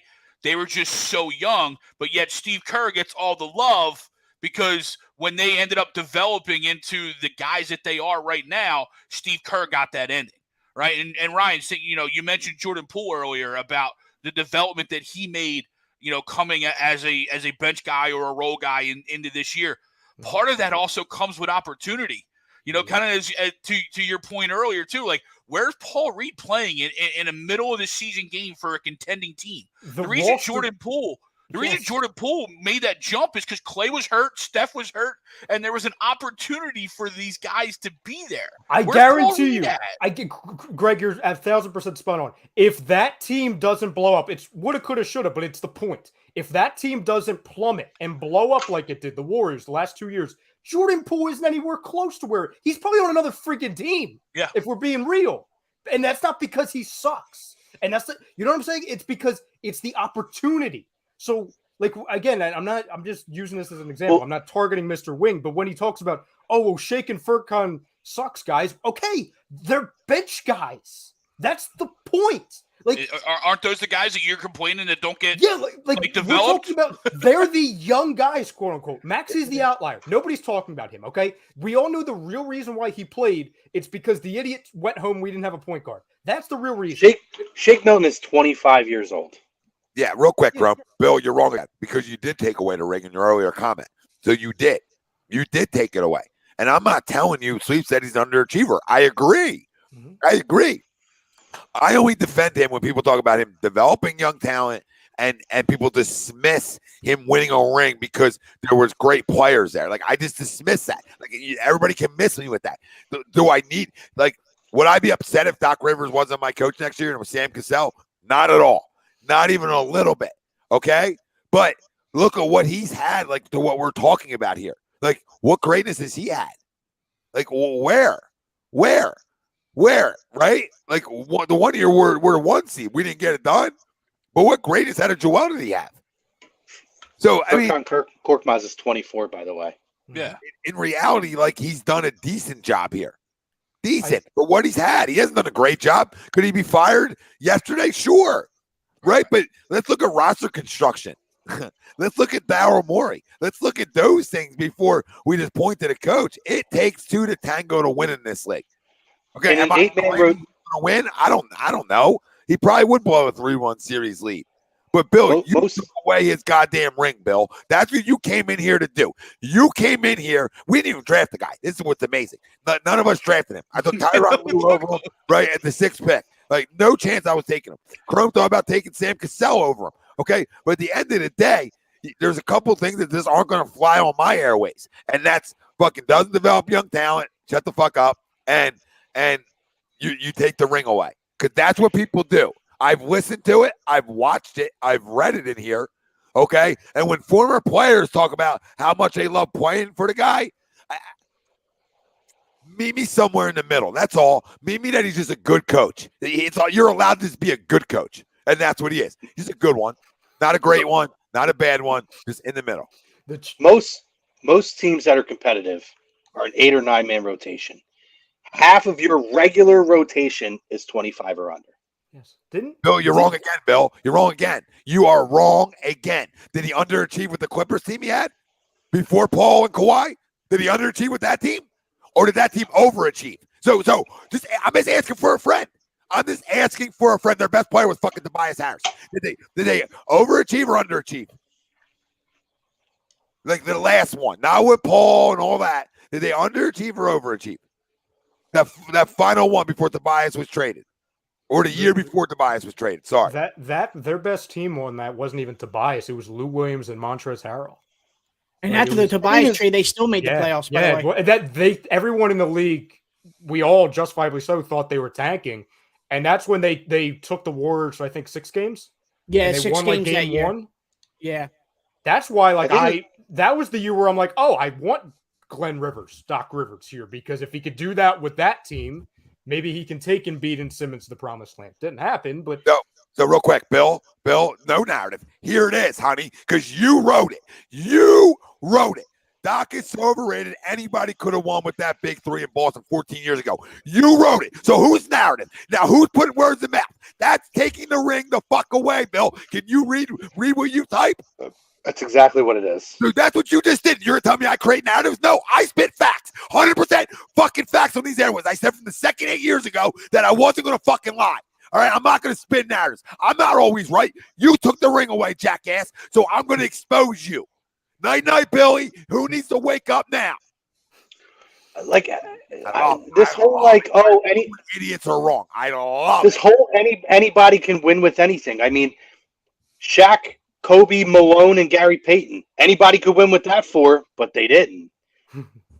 I mean, you can go down the list. Harden, Kyrie Irving, and KD. Anybody could win with that, but they didn't.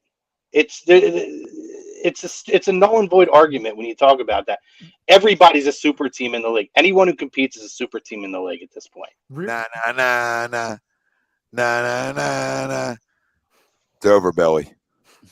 Real quick, There's a lot of things you can knock Doc for, and yes, giving young guys opportunities, by the way, is not one of them. No, it's not even close. There's a lot on the list. That is not one of them. Why play your young guys if you're a playoff team? There's no point. No, and nobody does. Before we get back to the rankings, because Frank's been filling that out. Two things, okay? Great team. Hold on, great team. This was a great team, Mr. Rudy Poe. Are we okay? Well, that team never stayed healthy either, but nobody wants to talk. Yeah, that's a great. It was entertaining to watch, but it was just like it's the Clippers. Let me get out of the first Do you think they would ever win anything good? No, I mean it was highly talented, but it was a highly talented team. You can look at the players. The players said to themselves that the culture was the problem. It had nothing to do with Doc. Like literally, players have said that. Players that don't currently play with Doc. So, and again, I don't like Doc Rivers, but who's great there though? Who's great? Like CP3. That's it. CP3 is great. That's it. All you name, Mr. Rudy Poe. Like Blake was never great. Okay, it was never great. Two out of the three guys there are making minimum contracts, while one's making. Who else was on that team? Right? Is DeAndre Jordan? Yeah. Is DeAndre Jordan a Hall of Famer? No. Is Blake Griffin a Hall of Famer? No. CP3 is. Yes. 1,000%. Is JJ Redick? No. Is Jamal Like I Crawford? said, two out of three guys in that right there is making league minimum right now. The other guy is making almost $50 million a year. I was going to say 50 mil. Like that should just end it there. I don't like Glenn Rivers. I wish he would no longer be the coach of the Sixers, but I really get sick and tired. So bad. Yeah, same. Yeah. But I really get sick and tired of when people throw, it's Doc's fault that X player hasn't developed. No, it's really not. Paul Reed, like everyone's saying, he should be the backup center. He's probably going to be. Do I think that's the right decision? No, I don't. Because A, I don't think he's ready for it. And B, he's not a center. He's a power forward. He's not a center. He can't have a walking foul. Like, and where's on a playoff team? Where are all the fouls? I know you'll pick up on this. Where are all the fouls? Or I would say 85% of them. The guy averages like a foul every 2 minutes or 3 minutes. He fouls out in like 13 minutes of play. I mean, he's Dwight Howard 2.0 without the reputation. Yes, and they're happening in the paint. Therefore, he's trying to make up for his lack of strength or whatever he has or doesn't have in the paint. He's a power forward. So, I like Paul. Yes, I think he's a solid role player to have. I think the time will come. I think the time will come, and I think eventually he will be a really strong backup center in the league, but not on a team like this, the way it's built right now. No, and the other thing is, again, is it Doc Rivers' fault that Isaiah Joe sucks, and every summer league game, the summer league where it doesn't matter, he's still scared of that wide open 20-foot jump shot? No, that's on Isaiah or not Isaiah Joe. Sorry, Jaden Springer. Jaden Springer, is it his problem? Isaiah Joe, yeah, I think Isaiah Joe should probably get the minutes over Korkmaz. But I'm not going to argue and try and say Isaiah Joe was the 13th overall pick. He was drafted like 47th. So, okay, a second-round pick, not drafted, until the second round and not playing until year 3. I can understand that. Usually the trajectory. Yeah, people forget where they were drafted. Charles Bassey was drafted in the second round. Paul Reed, second round. Isaiah Joe, second round. Jaden Springer, high 20s. D'Anthony Melton is 24 years old. That's another guy under 25 who's going to be added to the rotation. Matisse Thybulle is, I'm pretty sure he's a young player. I think that they gave him a little too many chances. And also, where were we, not last season, 2 seasons ago? weren't we the same organization, same fan base that said Doc Rivers plays the bench too much? The bench that consists of young guys. It was too many guys in the rotation. They played Furkan and Matisse and Shake too much. So now it's, he never played them. Short-term memory in Philadelphia. We went into last season saying, I also don't think people realize how old guys are because Shake's been here for a while. People don't realize that he's 25 because Furkan's been here for a while. Yep. People forget that he's only 24 years old. And I'm not the biggest Furkan guy. You talk about a guy that gets more than enough opportunities on the court, and he's only 24 years old. I mean, come on, guys. They were throwing him out there. Do your homework. Read the room and know your shit about your players before we start throwing out crazy narratives that don't make sense. Frank, you want to put these up so we can vote on the starting five? Yes. Oh, I got some news real quick from Shams. Shams bomb. The Jazz and Knicks have started discussions on a Donovan Mitchell trade. Jalen Brunson traded already. New York has Utah's Burke currently among interested teams. So that's probably Randall. Yeah, I read earlier that seems to be pretty inevitable. So. They have 11 first rounders in the next 7 years. Who? And the Knicks, yes. They have 11. A lot of draft picks, a lot of young guys on that team. They have the capital to make that. To be honest, they probably don't even have to unload the young guys. Well, you have to match the salary, but it could probably just be pick heavy. You know what I mean? If Utah wants to go that route again. Julius Randle, you are a Utah Jazz. Enjoy wearing those terrible uniforms. Yeah, highlighters. Jesus Christ. I'll tell you what, though, you look at that team with Brunson, Mitchell, and Barrett, man, that's a pretty good core for that team. Well, they might make the playing game now. It's something I know I've always said, like with the Knicks, is they're not a destination right now for the high-end free agents. So you're going to have to overpay for a guy like Jalen Brunson, have work some back channels to get daddy on the staff. And then you're going to have to trade for a guy like Mitchell, right? And then hopefully you hit on a guy like RJ Barrett, right? So it looks like they hit on him, right? Because early on in the rookie year, he was so up and down. It was, didn't know what was coming out of Duke. But that's the way the Knicks have to do it right now until they're able to get that sustained competitiveness back into New York. I'm interested to see while we're on the Mitchell thing. Okay, I was going to save it, but I'll just say it now. I want to know if you guys agree with this, because everyone's talking about Mitchell. You got to, if you're the Sixers, you got to go and get him. Personally, I'm good. I think a lot of us are good because of what you would have to give up. But I think in some alternate reality, right, where the Harden thing from last spring doesn't happen, and Ben Simmons is still here. You know what I'm saying? Say they shut him down and, he's still there. Trade Ben for Mitchell? I think, it would be Ben plus. Like, it would be Ben plus Matisse plus all that stuff. I think there's a lot of realities where Donovan Mitchell is the trade. It's because you still have the 2 firsts that you threw to the Nets, so you have draft capital. You have young players. You could throw Curry in there. You know what I'm saying? Like, I'm going into it saying, okay, you get Simmons. The only 2 guys I'm not giving up are Tyrese and Joel. We'll give you Matisse. We'll give you Curry. We'll give you friggin' Simmons. Have fun. He'll never play for you, but you don't know that yet. And 3 picks. And I don't even know. That might be too much. But I think there's a reality where, okay, Uncle Daryl doesn't get his stepson. We're talking today, instead of it being Embiid, Harden, Maxey, it's Embiid, Mitchell, Maxey. And that reality is probably the only reality where I would want Mitchell, right? You know what I mean? I think that reality is better, and I don't like that, and I don't even like Mitchell that much. I kind of agree with you. I would actually probably prefer it. Oh, I know you would. Can I make a small little observation, just kind of circling back to our teams that we drafted? You can't make trades yet. Pretty satisfied right now that my entire roster, the oldest guy is 24. I got 2 guys that are 20. Can you zoom in, Frank? Yeah. I'm going to fucking compete for a while. Let's go. Right, I hate to get to pay to read articles now, man. It's so stupid, dude.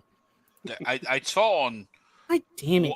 One of the nights I got down a rabbit hole watching like reels or TikToks or whatever. There's a way to break that. I forget it though.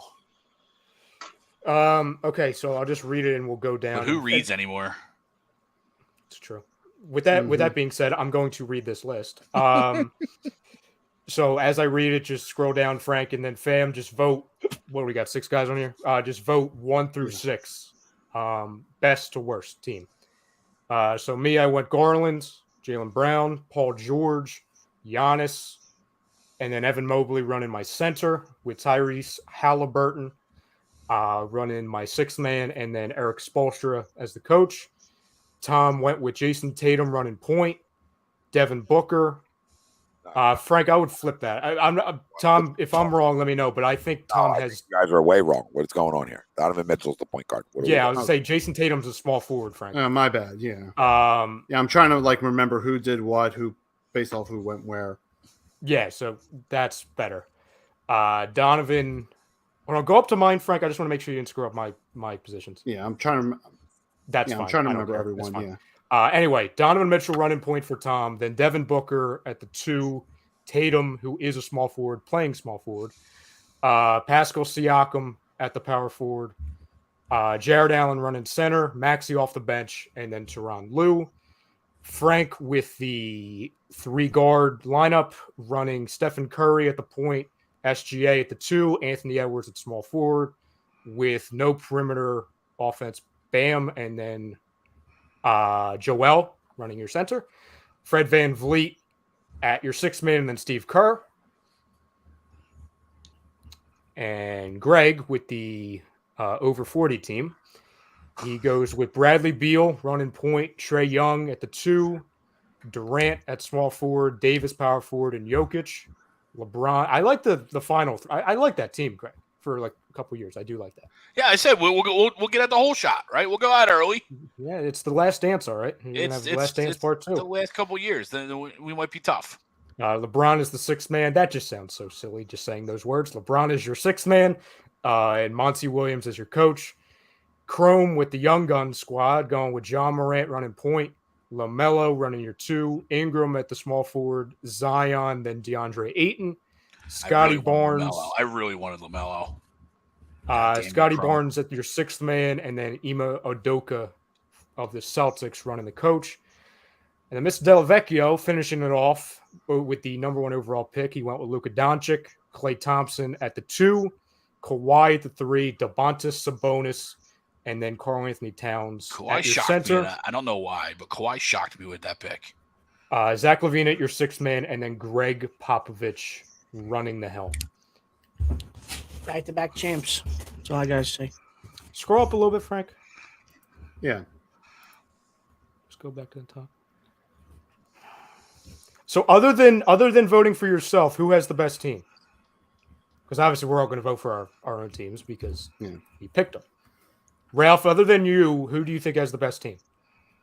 And who has the worst team? Let's get divisive here. Oh, Jesus Christ. Unfortunately, it's not best team Scroll down because they just might run it up and down the court and never get tired. I'm gonna go with Crohn's because they're just so goddamn young. How you gonna say that? You got Zion. Yeah, but He's John not gonna make Morant, a pass. He's not gonna make it foul on the foul line. John That's Morant, okay. I got Scotty LaMelo. Barnes to come in and fill in if he needs to. Then At the power forward position. Worst play if he team. needs. Worst team has to be Ryan's. It's probably the worst team there. Is it because you hate me? No, I mean, look at your team. Go scroll up to his team real quick. What's wrong with my team? Look at that. Paul George, Giannis is okay. Well, he's I a mean, Clipper, so of course Evan you Mobley hate is going to get dominated by Cat. It doesn't even matter. Cat doesn't play center, you fool. They Yes, he literally had does. to. They literally had to. Are you Yes, joking? he does. Cat is a fucking center, is he not? Who's he? What is he playing this season? Is They had to Cat a play- center? they Yes had or to no? play- They had to Is literally Cat a say, center? Yes or no? No, he is not a You center. have a guy that plays power forward as your center. I got a guy that's a What the center. hell are you talking about? He played center half the season. What the hell are you talking You about? have a guy that is a prominent four playing your center. I have a guy that has I played technically have five 2 all of centers his if we want to career, be real. right? I have 2 Cat centers is going if to we want to be smoke real. your team. I have He's 2 gonna centers take if Evan we want to Mobley be real. to school. Your center It is thinks what he's it Steph is. Curry. Your center And thinks he's Kawhi is going to freaking shut Steph down Curry. Giannis. Why? He's not Kawhi's even gonna is he shut down alive? Giannis. Is Kawhi Leonard alive? I haven't seen him in 3 Absolutely, years. he's still one of the best two-way players in the game. Oh, I'm shocked to hear you say that about a friggin' Absolutely. Clippers. Absolutely. Bro, they literally And I get the coach. I get the GOAT head coach and Popovich. Listen, he's not making it through the season. Okay. Yes, I mean, yes, have you he seen him? does. Have you seen him? I mean, come on, stop. Okay, your guy, your so-called I got Clay. center. I got two of the top two-way best players on my team, and Klay Thompson and Kawhi Leonard, and they're gonna lock your fucking ass up. They're gonna lock your team up. There's Between nothing those you're two gonna players, do. between You're those gonna two players, halfway through the second quarter, you're gonna fire coach. You're gonna fire Spoelstra because he's between doing those a two bad job. players, between those two It's players, over. between those two players, they have one working knee. So have fun. Okay, so hold on. So Oh, this be whole fair. point, Hold on, this whole point was Ralphie. taking injuries out. So if my team is What the hell are you fully healthy, talking about? I'm It's not locking taking your injuries team out. up. My team is locking you guys up. It's Where are you there's taking no injuries matter. out? Are you I hate high? to agree with you, Ralph. I hate to agree with you here, but your defensive perimeter is It's great. lethal. Is Thank great. you. Let's call it out. Let's call it out. Very great. I mean, we can't talk about injuries and then leave Paul George out of it. Yeah. I mean, he's Fuck. Got he's two old. bad shoulders. He's You gonna old. shoot with his head? He's the only He's injury. banged He's the up. only guy that gets injured on my team, though. Not true. Evan He's gonna Mobley got shoot with banged his up. head. Not really. Well, You but said from the really? beginning. You said from the beginning that injuries don't matter. I never now said all of that. a sudden- Look at the sheet. Look at the But friggin' now sheet. all of a sudden, genius. I critique your team, and you want to pull out injuries on my team. Guys, was the injuries not a huge part of it? Was it not like in the entire? I thought it was just age. No, you can't read. I'm sorry. I'm sorry. you Either can't read. way, I'm locking your team up. That's great. I won't see I had half your two of the players. top two wing Your players. so-called center. Your so-called Is center. Corey Anthony Towns, who shot 41% from three last year. Oh, that sounds like a Pick and- center. pick and That pop- definitely sounds like a Pick and center. pop with Luka is going to be nasty. And like I said, I got Genius. two of the top Genius. two-way players. Just call it how it is. I mean, obviously every team is Thank you. damn good, but if you relook at Ralphie's team again and you really take a peekaboo, I mean, it's pretty good. I mean, Sabonis is more of a Very post. I didn't say it's Very big. good. I didn't say it's big. He does not have. He wants to call Corey Anthony Towns a center. He is a center. What do you want him to Genius. do? Technically, He's a They center. just had to trade 6 picks to get a center He's a in center. Minnesota. He's not going to play center. He thinks a he's center. freaking Steph Curry. No, He's the not reason a they made center. that trade. The reason they made that trade is they as a team they don't play great defense, so they're trying to get a defensive-minded guy in. I understand he's a pick and pocket guy, right? But if you look at his team, how it's constructed, Sabonis is more of a Who post. was their So center the whole it time fit. Cat was there then, It right? fit. Say that again. Who was the center all the times that Cat was there then? It was Cat. Okay, thank you. So he played center, right? And guess what? Up until this year, they freaking sucked, Ralphie. Oh my god. So that's great. Let's go with the Minnesota They had Timberwolves. Cat with philosophy. nobody around him. Cat's pretty good though. He's solid. But 41% again, from three. Tom, my only argument was he should flip Cat and Sabonis. That's all I said. And he Pick and flipped out. pop Oh, with he's a Luka. center. Well, Your they are. opponents are not going to know what to do. Positions don't matter. You guys are overvaluing like the guys listed as a center, like when the other guy plays in the post. So it fits. It fits. You know, we can look at other rosters where the same thing's going on. You know what I mean? Like, but that those two fit. If he had a stretch four that was different than Sabonis, I would start to tend to agree. But Sabonis is more of that post guy anyway. Oh, fucking Will, you're Of always course, goddamn Bill. negative. Of course, Bill. You're Goddamn. an idiot, Bill. You're an idiot if you have my team 6. Like I think you're a flat out moron. Who's number one for Bill? Yeah, I mean, Frank. Scroll on Frank's team real quick. I don't need to be one. But if you I put can't be behind Frank's team. I can't be behind him. can we relook? Frank is playing 3 fucking guards. Yeah. 3 guards. Do you know who else runs a He's playing 3-guard 3 fucking lineup? guards, Phil. Steve Kerr. Steve Kerr runs a 3-guard lineup, and it proves that the Warriors can win with a Oh, 3-guard what are you lineup. talking about? Shut up, Wait, Frank. no. What are you talking about? Who are the 3-guard lineup? No, who are the 3-guard lineups they're running? Who's the 3 fucking guards, Frank? What the hell are you talking about?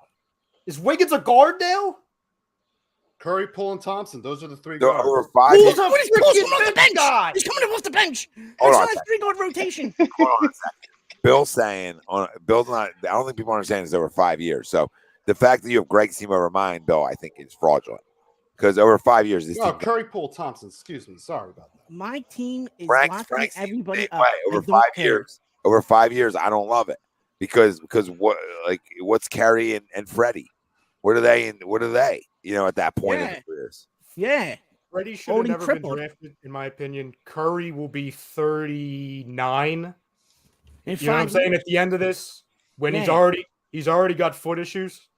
And again, Bam Adebayo playing your 4, it just doesn't make sense. He doesn't have a perimeter game. He We're can't just play. back to Joel not having things around him. I mean, Mhm. I mean, yeah. Big part for the course for Joel. I mean, Don on 6. I don't know where. Like, Fucking Frank. How is Frank number 1? I Hold on, need hold on, somebody hold to explain to me how Can Frank is number 1. can we please scroll up to my team? Because now I got to do this. Like, I don't understand how it's 6. Like, you want to Well, put. All I know is by the time the 5-year window ends, my oldest guy's only going to be 30 years old. That's literally that's as old as Greg's youngest guy on his team right now. Not How true. is Frank number 1? I just want to. I want to know Exaggerating, out there to Greg. people. How is Frank number 1? He's playing a 3-card lineup. How am I 6? Are you guys missing Mitchell, Booker, and Tatum? Like, are we just missing that? Are we missing that firepower? Tom, I think it's because Frank tried to put Jason Tatum as your guard. I think that's why. I think it screwed everybody up. He tried to say that he was a point guard. Tom, if I'm being honest with you, like full disclosure, I think people undervalue how good of a player Jared Allen is. To be Yeah, honest, 'Cause people don't. if I looked at your team, that would be your weakest player. But Jared Allen is a good center, and when you have the lineup and the scoring that you have, and knowing what Pascal Siakam brings on both ends of the floor, that team is damn good. So I think there's an undervalue of people not understanding how good Jared Allen can be. Over 5 years, that's a good team. Well, let me see. So, And the other side of it too is you got Jonathan Mitchell, Devin Booker. Those guys are West Coast guys, and until this year or last year, a lot of the people didn't understand who Devin Booker even was. Right? You know what I mean? Like, Correct. I mean, the East Coast bias is real. I mean, it's just it is what it is. So I think that's also a lot of it too. I think Not everyone's watching Donovan Mitchell and Devin Booker every night to understand as much as like Mitchell. I might not like him, but he's a damn good player. Thank you. Exactly. Chrome's team sucks too. Go to Chrome's. My Tom, team doesn't suck. while he's Yeah, scrolling, guys. Tom, to be honest, because like I'm trying to look at each team and try and figure out what the weakness is for each team. I don't like your weakness isn't rebounding. It's not getting out and running. It's not shooting. It's not defense. It's not size. Like you don't have a big weakness. Who's that? Tom's team. Like I don't see. Like I can't see.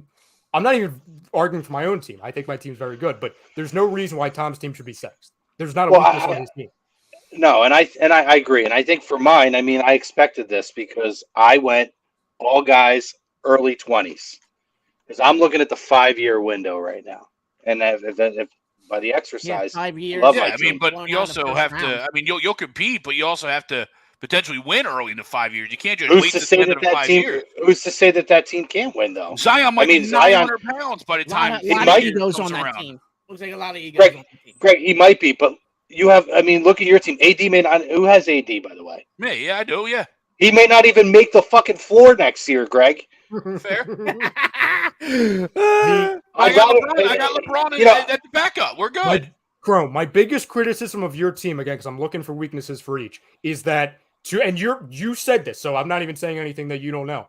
The biggest criticism of your team is that in that 5-year window, I might have to wait until year 4. You know what I'm saying? Like that's my possible. biggest, just because of the whole thing of veterans win in this league, guys that are, that get to that 27, 28 average type of a year. That's where they really hit their peak. That's it. That's why I think I win 4 chips. I also think that people know who Ja Morant is and people know available.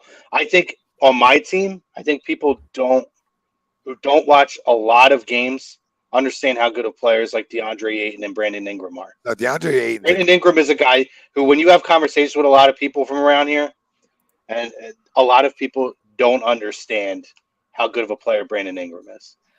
Like for me, for example, like I'm not struggling in rebounding. I'm not struggling in scoring or defense or anything. Like, Solid. We just wanted to see all the teams, so we can get them all run. yeah, down. it keeps. And then again, like Tom, I went over yours. Keep going, Frank. Yeah, I just don't know.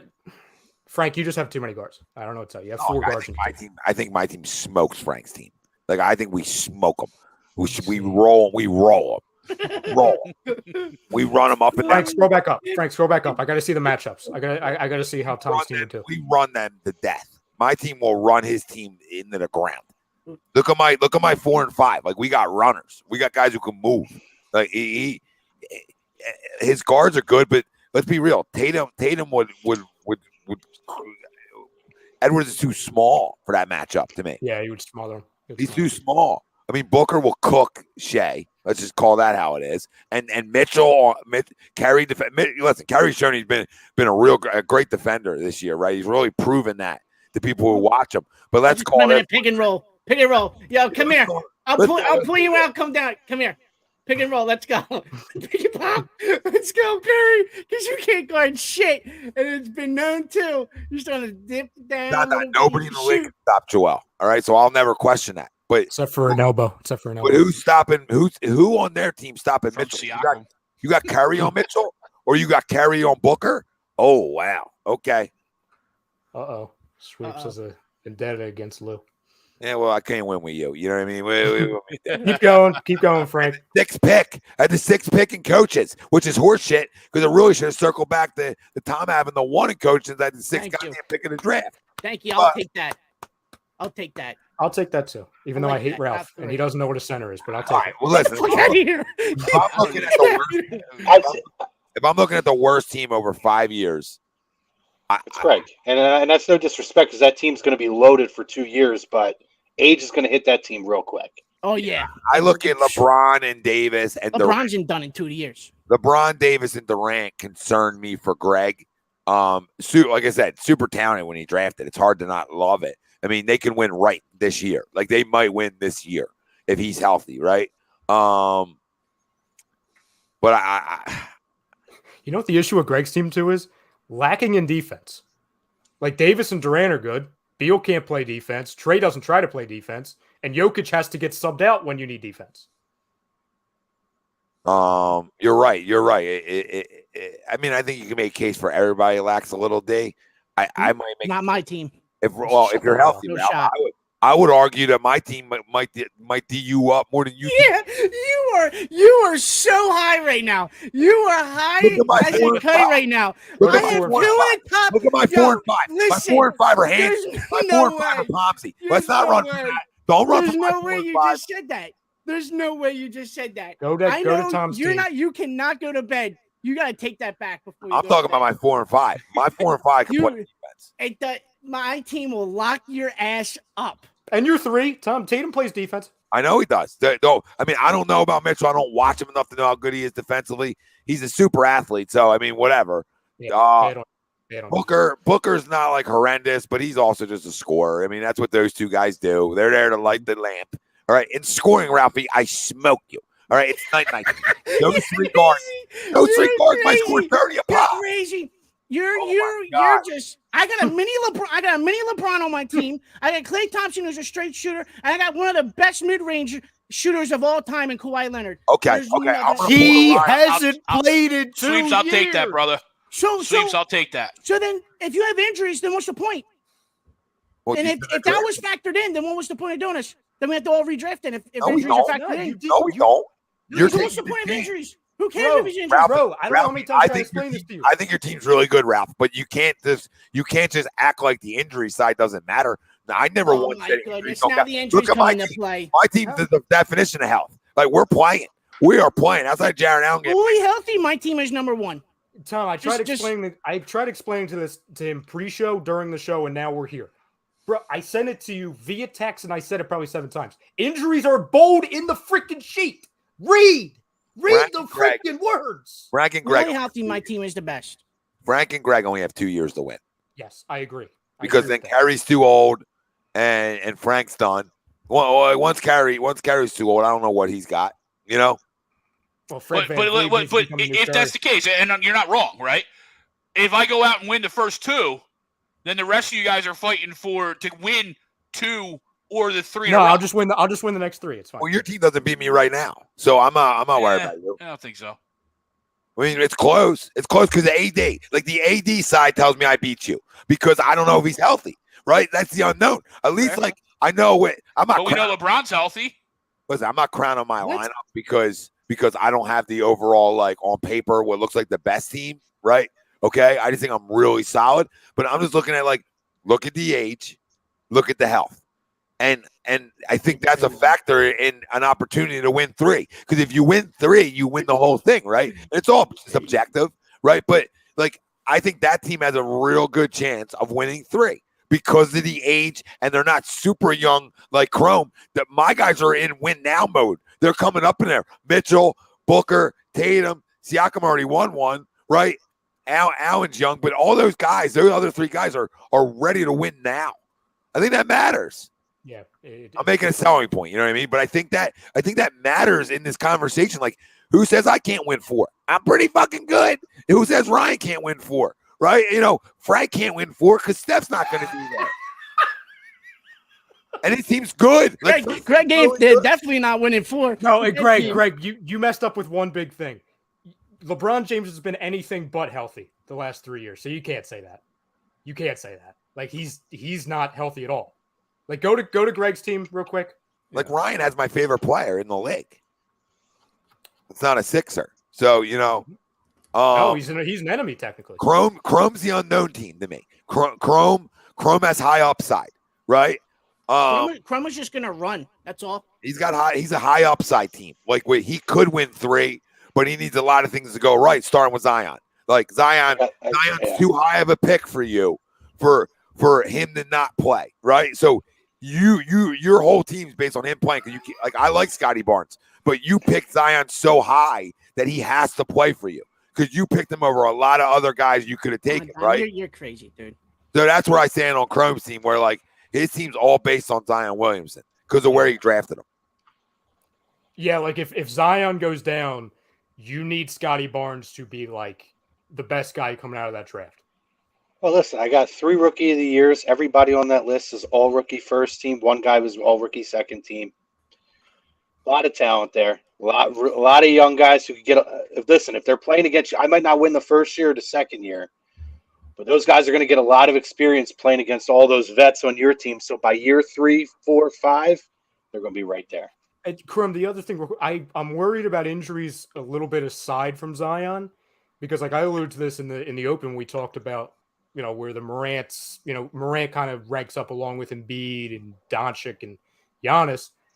Just personally, I'm a little concerned with Ja Morant because he's another guy that he's going into year 4, and he's been banged up a lot now, and he's got kind of that violent, you know, he's got a little Embiid in him where he's constantly hitting the floor, and he's not a big guy by any means.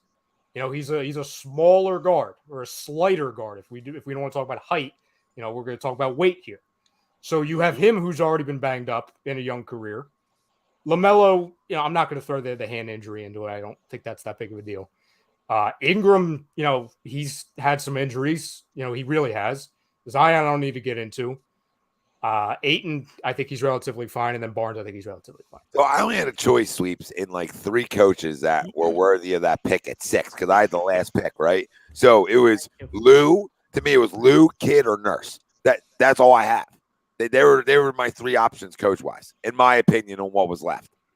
Unless somebody thinks there's somebody else that I'm missing.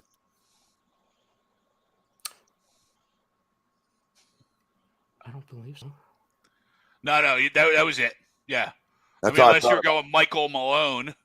Yeah, fuck Michael Malone. I mean, or Budenholzer, right? But no, you're right. The top Nick names Nurse. at that point were That's what I said. Nick Nurse. Nurse, Nick Nurse was out there, yeah. Yeah, my bad. Yeah, I said Nurse. I can't pick Nurse after what he did. No. Right. So I already have one Raptor who broke a guy's face. So I can't go any further than that. Right. So JB Bickerstaff was out there. He's a good head coach. Good coach. But What about Kid? That's what I said. I said that was just my He's a bad. kid. My bad. Yeah. My yeah, bad. My yeah, bad. good my to bad. have you. I said Kid. Yeah, I'm back. Christ, now you got me forgetting. I said Yeah. Kid, Nurse, and Lou were my opinions of the top 3 left at 6. Got it. Top 3 left 6. Kid's really good. Kids teams play really good defense. All right. Nurse's teams, you know, are always really good and they do more with less. But Tyronn Lue has done more with less too. I mean, if you talk about cap restrictions and the amount of money going out and then being able to be a tough team without it, you know, I'm not saying. Taylor Jenkins is another name out there, though, with the Grizzlies. Here's a name nobody said. How about JB Bickerstaff? I'm kidding. Okay. I was about to leave the screen. Yeah, I'm kidding. Larry Brown, anybody? It would fit your team. I don't know who has the worst team. I do. I mean, Jay Wright's available. Let me see. He's Let me see always Rouse. available. I see Rouse again. You're crazy, dude. No, I want to see Ralph's and Frank's. I just need to say. Okay, it's not Ralph. Keep going. No. I mean, it might be because I fucking hate Levine, but go ahead. And the fact that he thinks he's won by far makes me want to put Ralph last. I do. He's not last. Greg. He's not. Greg's super talented. Chrome's super talented. Let me see Frank. He's got my favorite. He's got my favorite player essentially, but good. The Fred Van Vliet pick, I think ruins it for Frank. I just think there was so much. Like if you're gonna take Freddie, then just take Dane. DeAndre Fox would have been a great pick there. Yeah, that might have put you over the top, Frank. The Curry, not now, because Curry the next 2 years is still gonna be Curry, right? But Curry and Freddie and the band, it doesn't do it for me. It doesn't do it for me. I mean, there was a lot of the names other out side there of that talking too, about though. To MP. It doesn't. The trajectory of Anthony Edwards is a big factor of that, right? Bro. What does he go? Can he provide more than what he does in years 3 through 5 when you expect the less out of Curry, right? Yeah, first off, Don, you're so wrong because you're so wrong because my team might average 140. I mean, look at the scoring, Don. Look at the scoring. Siakam's a 20-plus guy too. Like, look at the scoring. Not that everybody else doesn't have scoring because we all do, but like, look at the scoring of 30-plus guys that fill the stats. I'm not a big Donovan Mitchell guy, but he can fucking play, right? Booker's a pimp. Tatum's a pimp. Siakam's tough as fucking nails. I don't even know what Jared Allen does. And Maxey can flat out score. Shut up, Donnie. I took my team out of it. Shut up. My 1 through 5. Again, I took my team out. I'm going Tom 1, Chrome 2, Greg 3, Ralph 4, Frank 5. Actually, Get out of here, Take me out of that, Rye. Take me out of that, and I agree. I agree with those rankings. Like, I really like Chrome. What? Where'd you put mine back in? Swap me for you. Let me see everything again because this is a lot, right? We got a lot. Yeah. And Everybody else be making theirs too. Everybody else. Scroll up, Frank. Need you here. Get on the pad. Get on the mouse. There you go. I love me some Jalen Brown. The only thing I don't like about your team is Paul George. That's the kicker for me too. Yeah. Too many shoulder problems. It's the sticking point for me. And I don't dislike Paul George. It's a concern, right? Like if we're looking for concerns, PG's a little bit of a concern to me. That's how much that Brandon Ingram pick by Chrome screwed me up because that was it. Oh, if you had this team, it's probably the best. Ryan, your team would have been a clear number 1 for me if you didn't have Paul George on that team, and that kills me on that. That's fair. Because you know how I feel about Brown. I think Garland's turned himself into a stud. We know what Giannis is. Mobley, you got. There's upside. So little iffy. Yeah, and really, at that point, that was clearly the best center he could have taken at that point. But I mean, there's a lot of talent there. It was either To me, it's Paul George. Tom, it was either going to be Mobley or Miles Turner there. I honestly think, Ryan, at that point, you could have taken a Zach LaVine instead of a Paul George, with more, and I think that would have been a big difference maker on your team. I like Mobley, but Turner might be better right now. I think he's peaked. That's my only concern with him. I think he's peaked. I think Mobley is like. I agree. I think there's a trajectory still going up. All right, let me see. Okay, I like Ryan's team, but let me see the rest so I can rank this out real quick. I don't need to see me. Just remember, Ralph is last. Frank's last. Fred VanVleet. It's done. I can't. I'm sorry, Frank. It was the worst pick in the draft. I can't. It's at least it's a pick better than Greg's in win now mode. So he's going to be 5 for me because I don't trust it. There's too many injury concerns sitting there on his squad. So Greg's 5th, even though talent wise on paper, if injuries didn't matter, he's probably the best team. But they do. Age matters. See you, Greg. You're 5th. Let me see Ralphie. Should be number 1. Stinks. Right. But the haterade's out tonight, so it is. I'm not. Just remember, Tom, See, Ralph, he for drafted me, Zach with your LaVine. Just remember that, Tom. Yeah, See, Ralph, for me, it's the Kawhi factor is the sticking point for me on your team, Ralph. What do you mean? Just the Here we go injury again with issues the at this injuries. point. Here we go. It's Here the we go injury again. and the age factor at this point. He'll be all right. I'm gonna start He'll calling be you. all right. I'm gonna start calling you Chuck. Like I said, I have injuries. arguably the best two of them.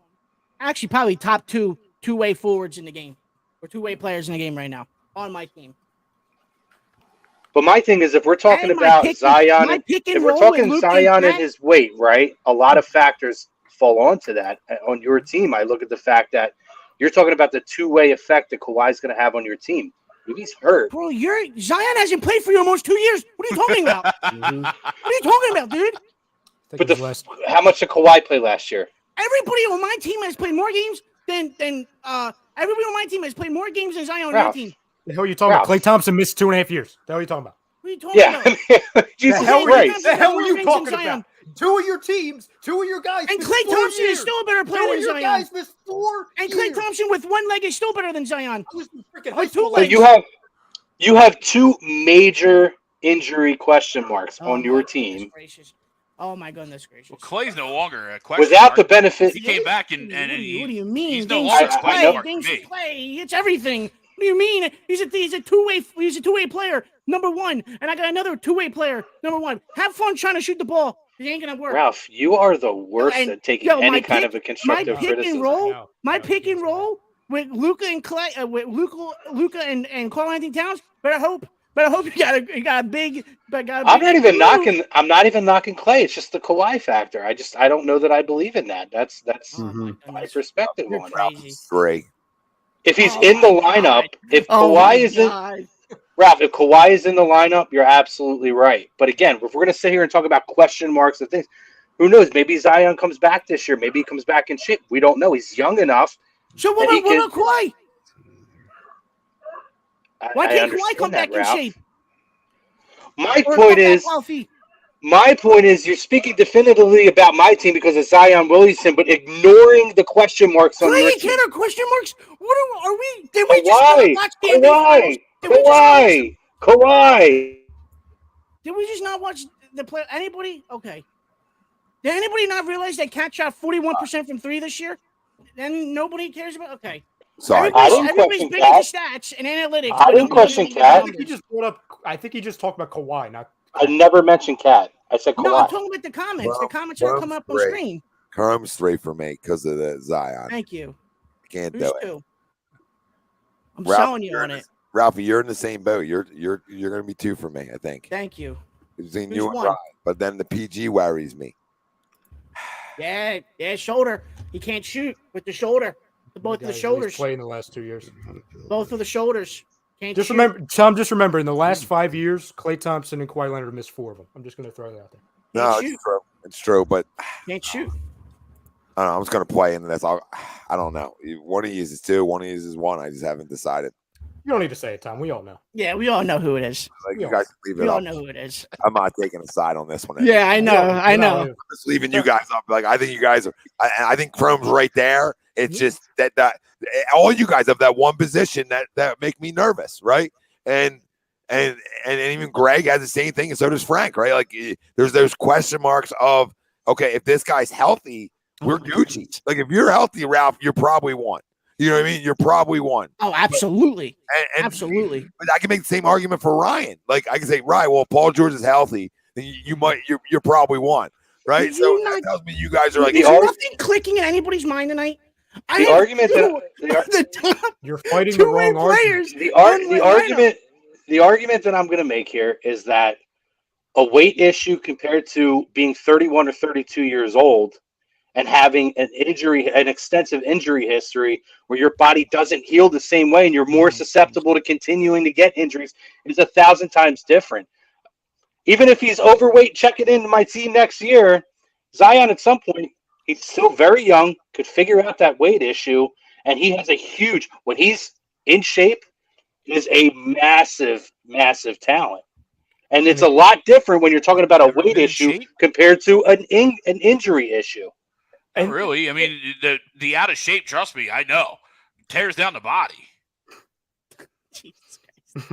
Are we comparing your physical stature? We're about the same size. I mean, except for the height and the athletic Not ability. No, right, Greg, but one is 22 and one is how old? Almost 40. Yeah, but one's never been in shape. It's like me, never been And in shape. look at you know what? Look what he did when he was out of shape though. Imagine if he gets that shit together. Chrome, Have fun- Chrome, you have got to fun remember. with Blake Griffin. Chrome, you got to remember with Ralphie's If team. Blake Griffin is the worst player on my team in his prime, when Blake Griffin was Blake Griffin, then I'm doing okay. Then that's okay. That's not too bad. We got to do a simulation of this. The only way we're going to get to the bottom of Yeah, it. we have to. Ralph, you have a 31 and a 32-year-old, both that have missed 4 out of the last 5 years. That's your concern. My concern is I have one 32-year-old that has missed a year and a half. And when they're both back and good to go, they are great. Okay. I'm trying. Right? I'm trying to like translate it for you, Ralph. Right? It's not going anywhere. When they're both back and great, they're awesome. 5 years, Ralph. I'm trying to tell you that if it's you don't get healthier as you get older.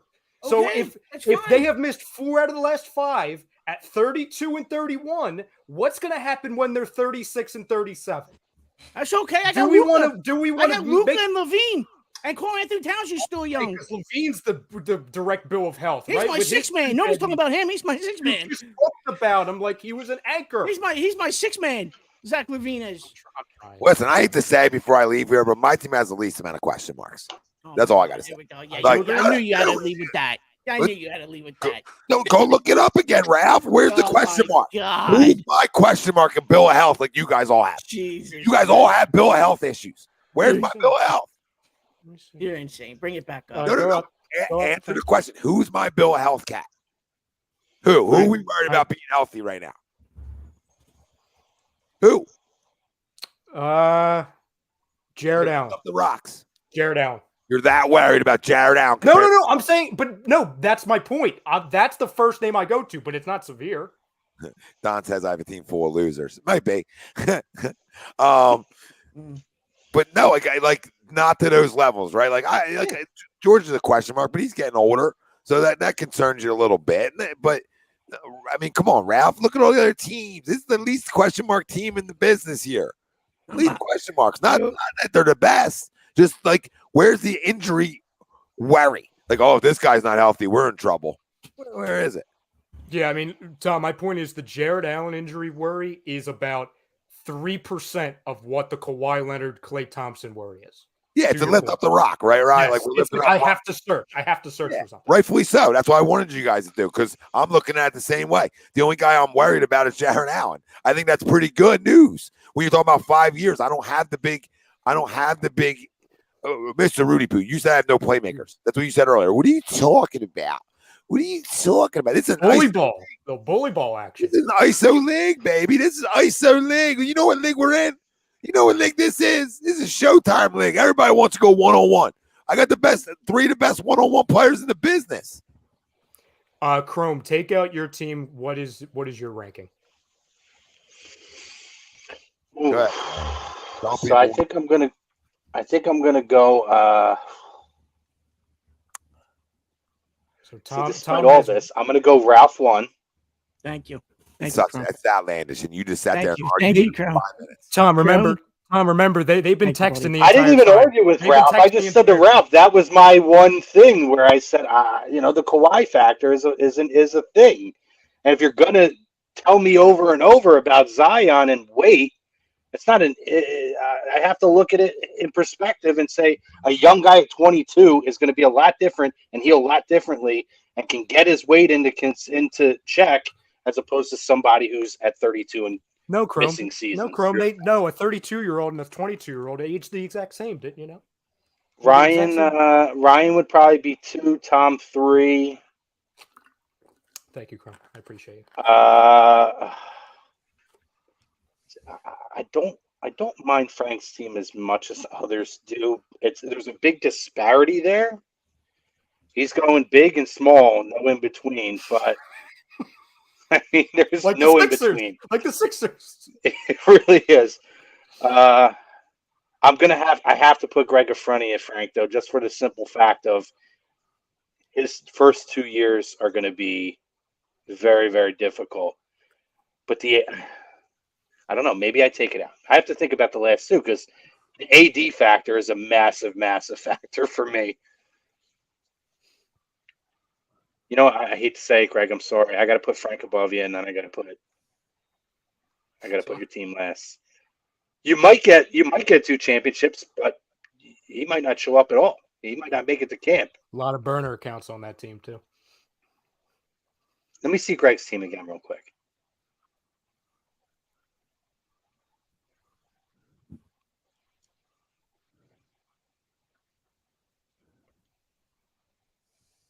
You're at least winning one. I know that. You'll probably win one the first year. Yeah, that's why I can't put him last because if I'm guaranteeing at least one in 5 years, I can't put him last. Yeah, and the thing with maybe I'll switch it out. I'll put Greg and then Frank just because if Anthony Davis does miss time, really you could put LeBron in any position on the floor and LeBron could fill in. If LeBron can stay healthy enough, you're still at least going to make the final. So, Greg, I'll put you in the number 4 and then Frank 5. Sorry, Frank. I don't think your team's as bad as everybody's shitting on it, but that's nice. That's very nice to say. It's not a very balanced team. Greg, who's your ranking? Take yours out.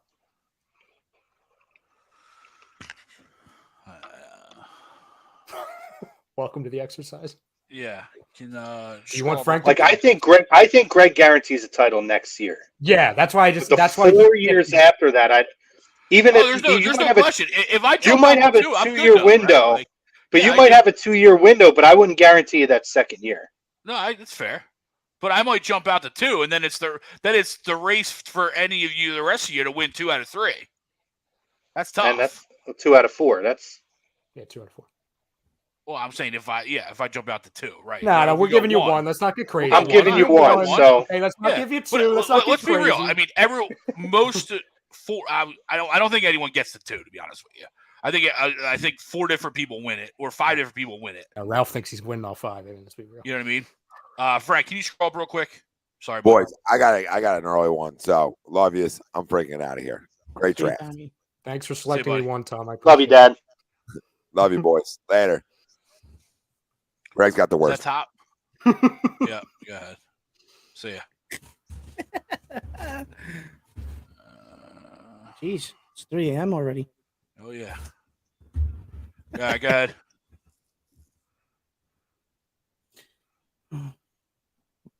Shit. Chrome, Mr. Rudy Poo said that your team just looks so pedestrian.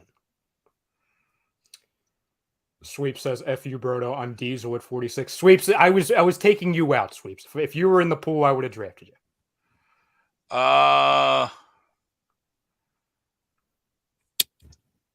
Just because I want to see the smile on his face, I'll put Ralph 1. Thank you. Just to see the smile on his face, just to feed into that ego. Thank you. And then just to continue the debate and the I know the text messaging going back and forth, I'll put Ryan 2, just so that those two can just go fight it out even more. I don't need to fight. I know. Listen. I know who. We already Tom know who the won. 2 number 1 is. It is what it is. Cool. Like I don't need any reasons. To be honest with you, as we've all said, there's probably one person on each team where everybody probably, if you had a redo or had an extra pick, you know what I mean, you'd probably might swap it out. Maybe you don't, right? You know what I mean? But there's one guy on each team that I think everybody can look at and say and question, not necessarily the drafting, but just the fit or the injury, whatever. All right. So I mean, we're all splitting hairs because we only went 6 deep, right? Mm-hmm. These teams should be. It's like playing fantasy football with eight teams. Like you should have loaded rosters. Yes. So we'll go Ralph. We'll go Ryan. We'll go Tom.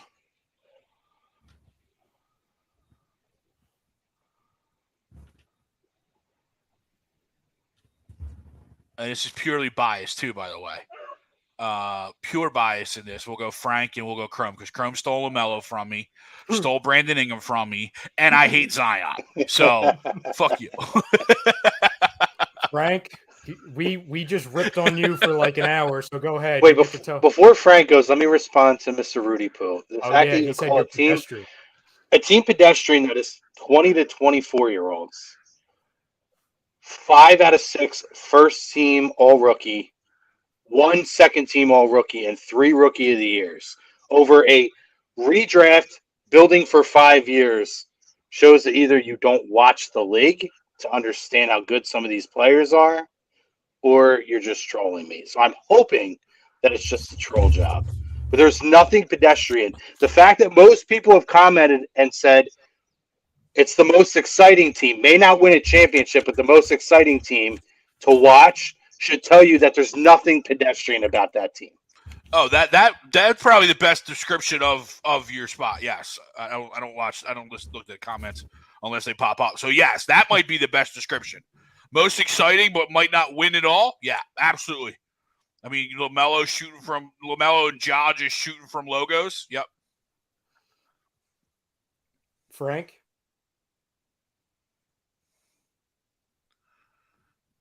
Is Frank awake? Is Frank muted? I just think people need to understand the exercise that we're building teams for 5 years. Well, that's part of the problem. You're gonna have people in the chat jumping in and out, right? Exactly. Throughout the show. I mean, geez, we're approaching 2:30. Which is why before we even drafted, I said I'm going to predicate this that I expect most people to not understand why my team was drafted the way it was. Frank, are you with us? I am with you. Okay, go ahead. All right, so number 5. Oh, so you're going worst to best. I'm going worst to Of course. best. Of course, it's Frank. Okay. No, I don't mind. Let's see. You just Number ripped on 5. me for an hour. Number 5. I'm going to go with Greg's team. There you go. I can't stand Trae Young. I don't know what to do with Anthony Davis. LeBron James is probably just going to trade everybody. Going deep. And then make it seem absolutely worse. That's a fair point, by the way. If you don't don't win that first year, Greg, LeBron might try to trade exactly. the whole team. LeBron, Except for LeBron, AD. yeah, He'll LeBron's hang going on to to trade AD. everyone. Or he'll leave because he yeah. he does a series of 1-year contracts now, so he won't pick up the extension. Yeah, That's fine. yeah. I didn't really want to draft him. very- I just couldn't believe we were going to go through Yeah. a draft without him going. No, Greg, Very you probably nursing want home. him to leave, Greg. You probably like, oh, okay. Win a Very championship nursing and get home out. vibes. Who's 4? 4. Let me see.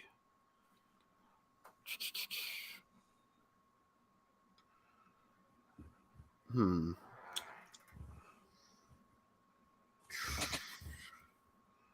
glad it's like understood. By the way, yeah. The Jazz have made every player available for trade, Jordan Clarkson, please. Daryl, thanks. according to Shams. They have made every player on that roster available for trade. Shams, I appreciate you. Who else is left? Bojan Bogdanovic, Jordan Clarkson, Mike Connolly. I like the Guy you Bogdan. just the kid that the Bogdan is still there. There's rumors that could be a Tobias Harris trade of Bogdanovic plus Clarkson plus for Tobias. Yeah. 4. The problem is we don't have any draft capital to trade. No, we do not. Thanks. You got pick swaps, but you don't have actual picks to trade. That is correct. Yeah, 4. I'm down to Chrome or Tom's. Ooh. Yeah. Ooh. Ralph, I got to say, you and I did pretty well. The only list that you are not in the top 2 is mine, Ralph, and I'm in the top 2 in every. Well, I might not be in the top 2 of everybody's list. We didn't hear Frank's. I'm trying to think with.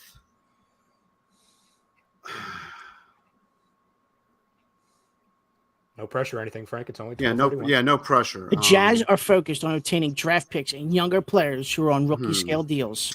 Well, you're not calling us then. Yeah, I the one thing that concerns me more about Chrome's team than Tom's team is Zion Williamson. I don't know. In my honest opinion, Zion is probably one of the most least deserving people to get a rookie extension. I'm sorry, Chrome. It's 4. It's the Zion factor for me. I don't know what. It's a good team, but Zion. That's just a big red flag for me. That means Tom is 3rd for you. Tom will be 3 now, 2 and 1. Sorry, Frank. You know the right decision. You don't need to say it, but you know the right decision. It's fine. Ralph 2, Ryan 1. You didn't need to say it out loud, but it's appreciated, Frank. Mm-mm-mm. Make sure I'll send you a gift basket in the mail. I appreciate it. Ralph, the truth hurts sometimes, you know? Yeah. It's all right. Again, and I told him not to say it.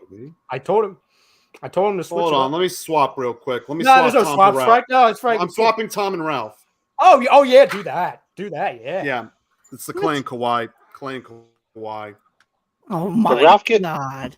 Did Ralph give his rankings? No. No. Not yet. I'm gonna go. Tommy 1, Chrome 2, Ryan 3, Frank 4, and Greg 5. Because Greg, it's just the age shit, dude. You're in it for like 2 years. Well, yeah. Okay. If I'm lucky enough to win 2, then you guys are all shooting for 3. Thanks, Steve. Thanks, I Steve. agree. Steve, I agree with that. I couldn't.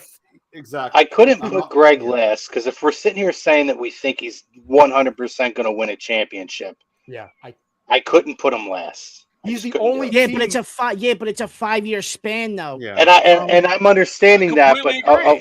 of all of us, as time goes on and guys get older, it's going to be competitive, especially those last 3 years. I think Greg, we could guarantee, would probably get the first year. Ralph, All things considered, hoping for health. AD would be a big factor on that. Yes, Ralph, you have to understand this. We get that it's a 5-year window, but you as a Lakers fan, if I came to you and said, "Hey, Ralph, I will guarantee you that you will win 1 title in the next 5 years," you will take that. Every fan base will take that. That's what happens right now. What's happening right now? See, I'm trying to help you when you're doing that. It's exactly what's happening right now What do you mean? with the Lakers right now. You think they're going to win? 5. Oh, I thought you meant going forward. Oh no. Okay, you're back. Okay, but you know what I'm saying? Like every fan base that in any sport, hey, you'll be delusional to take it. That's what I'm saying. So for us to say extremely confidently that Greg, if you're guaranteeing a championship for one team, it's Greg's. You can't put him last. That's where it kind of screws up Frank, because I think Greg and Frank's, because of the concerns and everything, I think they're both very similar. Yeah. But I can't guarantee a championship for Frank. I can for Greg. And I think it's Greg by a large margin. I don't know who the next guaranteed title team is. I don't know. That would be another hour. Well, one of my concerns with Frank's team too is, I don't mind the whole Bam and Embiid at the front, and there's a gap there. But when I look at the 3 other positions, distributing the basketball is going to be very tough, especially when you're putting a guard who, technically could play small forward, has played small forward in spots. The way that ball gets distributed is going to be very, very difficult. And that, to me, is the X factor on that team, where that's a huge question mark in its own right. How do those 3 guys share the ball? I think you could figure it out between 2 guards. If you have 2 point guards, one guy can alternate into a shooting guard. I think it's a little bit different. So, but when you got 3 guys, which is why I drafted Anthony Edwards, because I made him the swing. Even though he does play guard, he can also play as the swing. So that's why I was going with that Anthony Edwards pick. But I don't know if his fit at the swing with your other 2 guys is going to be enough, because, he could play the swing when they have to rotate, when their rotation calls for giving bigger guys a rest, and he's on the floor and they have to bring in a couple guards to give them a rest. But I don't know how that's going to work when you have 2 scorers the magnitude that you do have at the 1 and 2 as him as your starting 3. If he was your 6th man, be a different story. Yeah, Frank, you like I said, we want to talk about Luka and Cat though, pick and roll. Joel and Steph pick and roll. That's filthy too. But here's the thing: if I'm gonna rip on Chrome like I did, agreed, for one thing, and Ralph for one thing, I have to be honest with myself with this. Who's stopping Joel Embiid and Steph Curry? Well, it's simple: injuries. Oh, true. So you know what I'm saying? Like if I'm gonna play the injury thing with Ralph and Chrome, we have to do that with Steph Curry, who's again 34 now. Yeah, he's up there. And Embiid, who I get it, he's younger, but what do we say every year around April, May? We say one word. Please don't get hurt. Yeah, so that's why Like that's a big Please don't get concern. hurt. Please don't The get hurt. Embiid Bam thing is a big concern because, like I said before, Bam has no perimeter game whatsoever. So much so that when we were going into that Miami Sixers series, before Embiid, got a broken face, we liked our chances in the Miami series because Embiid is a mismatch to Bam. Because Embiid is that perimeter, both he can defend on the perimeter and he can score on the perimeter. Yeah. Bam being that 4, and even if you flipped him, it doesn't work because then you're eliminating all of Embiid's post game because you got to leave room for Bam. And I get it. Hey, we're going to put in a smaller guard to play the 4, but then you're going to tire Anthony Edwards out because he's got to compete with somebody who's easily 2 to 4 inches taller than him and bigger and probably 20 pounds heavier. So you're tiring him down. And then again, I go to Curry, who, he's going to be 39 at the end of this. And who is your other player, Frank? Who is your 2 guard? SGA. And SGA is I have no issue with SGA. I know you're not going to hear me say anything about him. Anything left, fam, before we get out of here? Well, good. Chuck Fletcher sucks. Yes, amen. Yeah, Ralph, I heard you wanted to rant about it real quick. Yeah, it's a Welcome disgrace. to the rant booth here at Ocean. Yeah, I'm All right, gonna go ahead. jump in with you too after Ralph. You go first. Oh, It's a disgrace. well, let's go in. Let's go in Yeah, on it. Let's please, spend another please. hour on this. Let's go. Please. Not really, but I'm fired up. Yeah, it just Got doesn't another make 10 or sense. 15 minutes in to go in on this stuff. It doesn't make sense, man. About a lot of things about this front office. The fact that you have, listen, I understand that, you have all these young players that you want to perform. Then what's the point of signing fucking Justin Braun then? If you have all these young guys on your defensive side or your defensive pairings or down the minor leagues, then what's the point of signing Justin Braun? Just play the young guys then. And you know what, sign Ralph? you sign a guy today to 4 years. Yeah. That's a fourth liner. That is a fourth liner, 4-year contract today. Because And he fights and he throws What the up, body. Molly? We are And back. he has a minus We are back 78. in 1975 Again. to hockey again. I just watched multiple teams in the playoffs this year skating up and down the ice, and I sat there and said, wow, imagine if the Flyers actually built a team like this. But yet again, We lost it the whole playoffs. proves everybody right now that the Flyers still live in the 1970s hockey where I got to find a tough guy. I need to find a guy that You throws the don't body need and it. fights.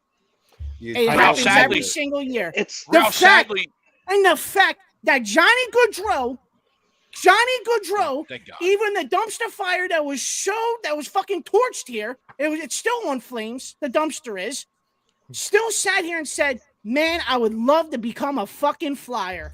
I would love to come to Philadelphia and play at home in front of my family, and my family doesn't have to go all the way to Calgary and watch me play. I want to come here. Even when the dumpster is still on fire, he wanted to come here. Chuck Fletcher had from December till now to move JVR. What did he do? He ain't do dick. He'd rather give up picks for Tony D'Angelo and bring him here, and then and then bring back Justin Braun when everybody says, "Oh, we got to play all these prospects, we got to play all these young guys." Well, every time you sign an old guy, that prospect gets kicked down the notch. So what's the point of playing the young guys then? And then for him to sit there and continue to say, "Well, we want to do a retool. We want to do a retool, an advanced retool, a faster retool." Well, guess what, Chuck? The faster retool would have been giving Johnny G his money and bringing him in. Exactly. I'm sorry, I'm gonna keep on going real quick. The fact that people also said that, well, Johnny G's gonna come here, he's gonna have nobody to play with. What are you talking about? He's got Couturier to play with, he's got Kevin Hayes to play with, he's got TK to play with. He's got 3 guys to play with already. Yeah. Pair him up with anybody on the first or second line, you're good to go. You're good to go. Mm-hmm. I just want to say this, Chrome, because I just want to, because I'll be real quick and then you go, okay? My 2 things, because I really haven't said much on the Flyers in years, because I've reached apathy with them. Like, I really haven't. I hate saying that with the team. They've been saying for the last 2 years they feel like they're 1 or 2 players away. Okay, so wouldn't you set yourself up to get a guy like Johnny Gaudreau who could fix that 1 or 2 players away? Right. Bro, I don't know. But even then, when we say we had 2 picks in 2024 first Exactly. rounder. All you had to do was give rid of one of them away. Yeah, and even Well, when the Give them Flyers, both up. and even when the Flyers say they're 1 or 2 players away, we're really 1 or 2 players away from being 1 or 2 players away. It's Yeah. a nonstop Close. cycle we're not- of mediocrity and just terrible No, hockey. see, the nonstop cycle of mediocrity is when we actually making the playoffs but never going anywhere. Yes, first round out. This is nonstop dumpster fire for the last 3 years. My thing is the knock has always been like, and we all love G here. I think we do and understand it. In a way, he was very unappreciated in the city. We all know what type of player Giroux was, though. Right? But and that being said, right, you haven't had a bona fide superstar player in this league since Eric Lindros on this roster to be the head of the face of the organization. Outside of Giroux, you're absolutely right. Lindros right, but I think that he is. But when you're talking about that top level of guys who can be 100-goal scorers every year, or guys who could put up numbers upon numbers every year, you haven't had one in over 10, 15 years. Exactly. That being said, it's like the Eagles thing all over again, right? Where we're hearing about all these young guys and this and that, but then you're trading away the Nolan Patricks, Oscar Lindblom, who, by the way, for where he was drafted, was actually overachieved for where he was drafted at. Okay, so we're moving on. We're bringing these young guys up, and then we're moving on from them, and we're so worried about protecting these draft picks for an organization that hasn't drafted great.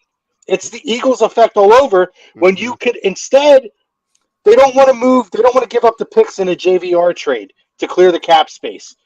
Fucking figure it out after. You go and get Johnny Hockey. Well, you build the team around. You have pieces in place, and you go from there. Dude, but I instead, completely understand where Chuck Fletcher would be coming from. Where if you had a pick in 23 and a pick in 24, right? But the fact that you have two first rounders in 24. And one of them is Florida, which we all can sit here as guys that watch the NHL. Florida's going to be a good team for the next 2 years. Okay, it is what it is, right? So that pick is going to be either from 17 all the way down to the last pick in the draft. Ralph, right? I'd have gave them both up. What? I'd have give up both of the picks for it. I would have only given up one. Picks. I would have given up. I would have only given up our own. I would have done JVR in Florida to any team that's willing to take on the money for a dump, just like what we did last year with Ghost in Arizona. And there was plenty of teams to do it. Buffalo was one of them. Arizona was one of them. Mm-hmm. And go look at Anaheim Ducks. Anaheim Ducks have over $30 million in cap space. You know why? Because they want the draft picks because they know that they're just going to take a player that's nobody wants no more because they cap, and they're just going to get picks out of it. JVR would have been the guy for them right there. There's no excuse to not move JVR. There's no excuse. I don't want to hear about draft picks. You had from December when this team wasn't a playoff team anymore till now to move JVR, and you didn't do it. This is now the second time JVR has fucked us. Second time, by the way. Was he here when we did he re-sign JVR? Did he bring him here? No, that was Hextall. Okay. That was the Hextall signing. I think that was 2018 when we signed JVR. Yeah, my biggest 5 years, $35 million. By the way, this organization, they have like 7 plans within one. They say that they're 2 players away when everybody knows they're not. They're not. But then they don't act like they're 2 players away. They don't have the urgency of being 2 players away. They act like they're in a rebuild. Yep. Yeah. But then on the flip side, as a fan, I want to buy in. No, because show me you want to buy in. Show me you're buying in right now. With the shit that you did today, you ain't buying in. Well, that's good. You're not convincing me to go to games. If you were rebuilding, they shouldn't buy in right now. If you were rebuilding, you're not bringing in John Tortorella. You're not doing it. And that's the funny thing is, people don't understand from the difference from a rebuild and a retool. John Tortorella would never come to a rebuild team. That's just facts, guys. Okay, he's a you don't want him to be your rebuild guy. He's a good coach. No, you're and wasting he shouldn't be a rebuild guy. He's a win now head coach. He's one of the better coaches out there. So when everybody was upset over John Tortorella, I think people were getting it messed up. It's not because he's a bad coach. It's because it doesn't fit what they've been trying to tell us the last 3 years and how they're acting. Okay? Like, if you want to rebuild, do it. If you want to be 2 players away, then act like it. You cannot rebuild and then pay JVR and all these ridiculous contracts. And then when there's a player that's really good who wants to come here, not move players and picks for him. Think about this. Players like Johnny Hockey don't grow on trees. Exactly. They don't grow on trees.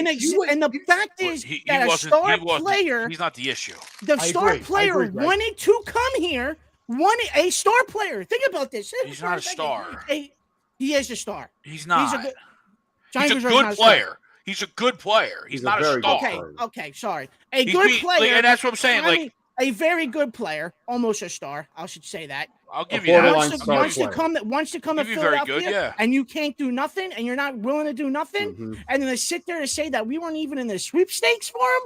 Right. That's His- His, wild. his, man. his That- presser, The press his conference presser is was, an absolute was a joke. mess. It was embarrassing. To Greg's point, though. It's To Greg's point, and Greg, tell me if I don't want to put words in your mouth, but I think the reason why he prefaced it, he's a good player, he's a very good player, it's because there's a lot of people in this fan base that are treating him like he's freaking Sidney Crosby because he's from here. You know what I'm saying? Like he's a very he's getting good paid player. way too much money Yeah, for but what if he you is. look at He's a not lot Connor of McDavid.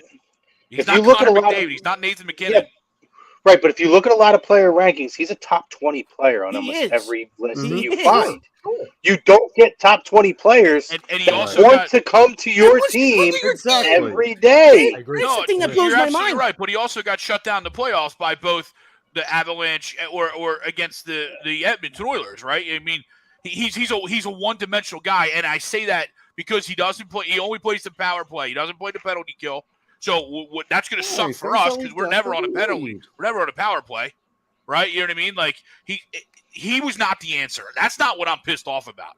And it's funny, Ralph. You have an issue with Justin Braun. That's probably the only move that I liked that he made. I over the last didn't 2 mind years. the Just Justin because Braun it- move it's, that it's a bad. 1-year deal, right? It's a 1-year deal. It's agree. just Yeah, to but solidify if you something. keep on preaching to me about He's playing going to be the prospects, then third what's the point line. of signing him? He's going to be a third D pairing with Cam York. You can pay Cam York with a lot worse veterans than Justin Braun. We have. And we have, we've right? seen Because it. We've seen it. your top two pairings in any combination are going to be Provorov, Sanheim, D'Angelo, and who am I missing? Shit, I'm missing somebody. But regardless of that, Right. it goes way beyond that. Like the Ryan Ellis deal is now a Well, trash worse. deal, It's It's fucking exactly- atrocious, dude. right? Ristolainen, you gave up. Going back to the picks, right? Yeah. You wanted to give up picks for Ristolainen, That and then pick gave made him no $5 million a yeah. year. We You gave will- up picks for yeah. D'Angelo, gave him $5 million a year. You gave up picks for Ghost. Like you turned Ghost into D'Angelo, but used 5 picks to do it. You know, we sat here and we Like, talked we about. hated Ghost, right? We wanted to get rid of Ghost because of his money, but yet turned around and traded for D'Angelo. And I'm not saying I don't care about D'Angelo, but it's again you're sending mixed signals. To your point, Ralph, right? You're half in on the rebuild, but yet you want to give the guys the shot. Well, it seems like the only young guys they're going to give the shots to are the forwards. That's the only sides Dude, the players gave they up didn't play. for But then you Risto, gave dude. up- But you gave up Lindblom for what, $1 million? This is the last year of his deal, and how many? We talk about injuries all the time, right, dude?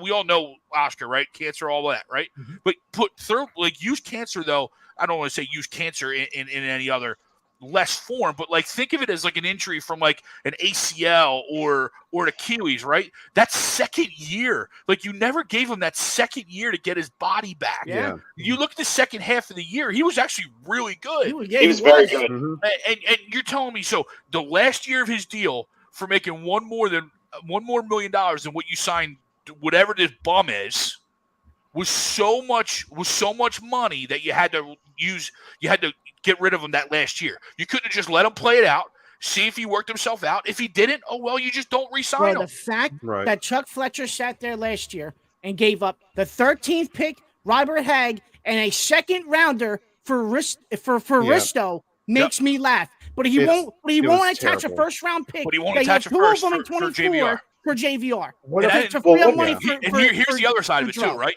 Here's the other side of Come it too, on, man. right? We're cap strapped. What talent do we have? What Where's what his is money talent? going? That's a great question because everybody he keeps going? on saying about these So- prospects, so- but you keep on signing guys back that are over the hill already. Yeah. We're cap strapped.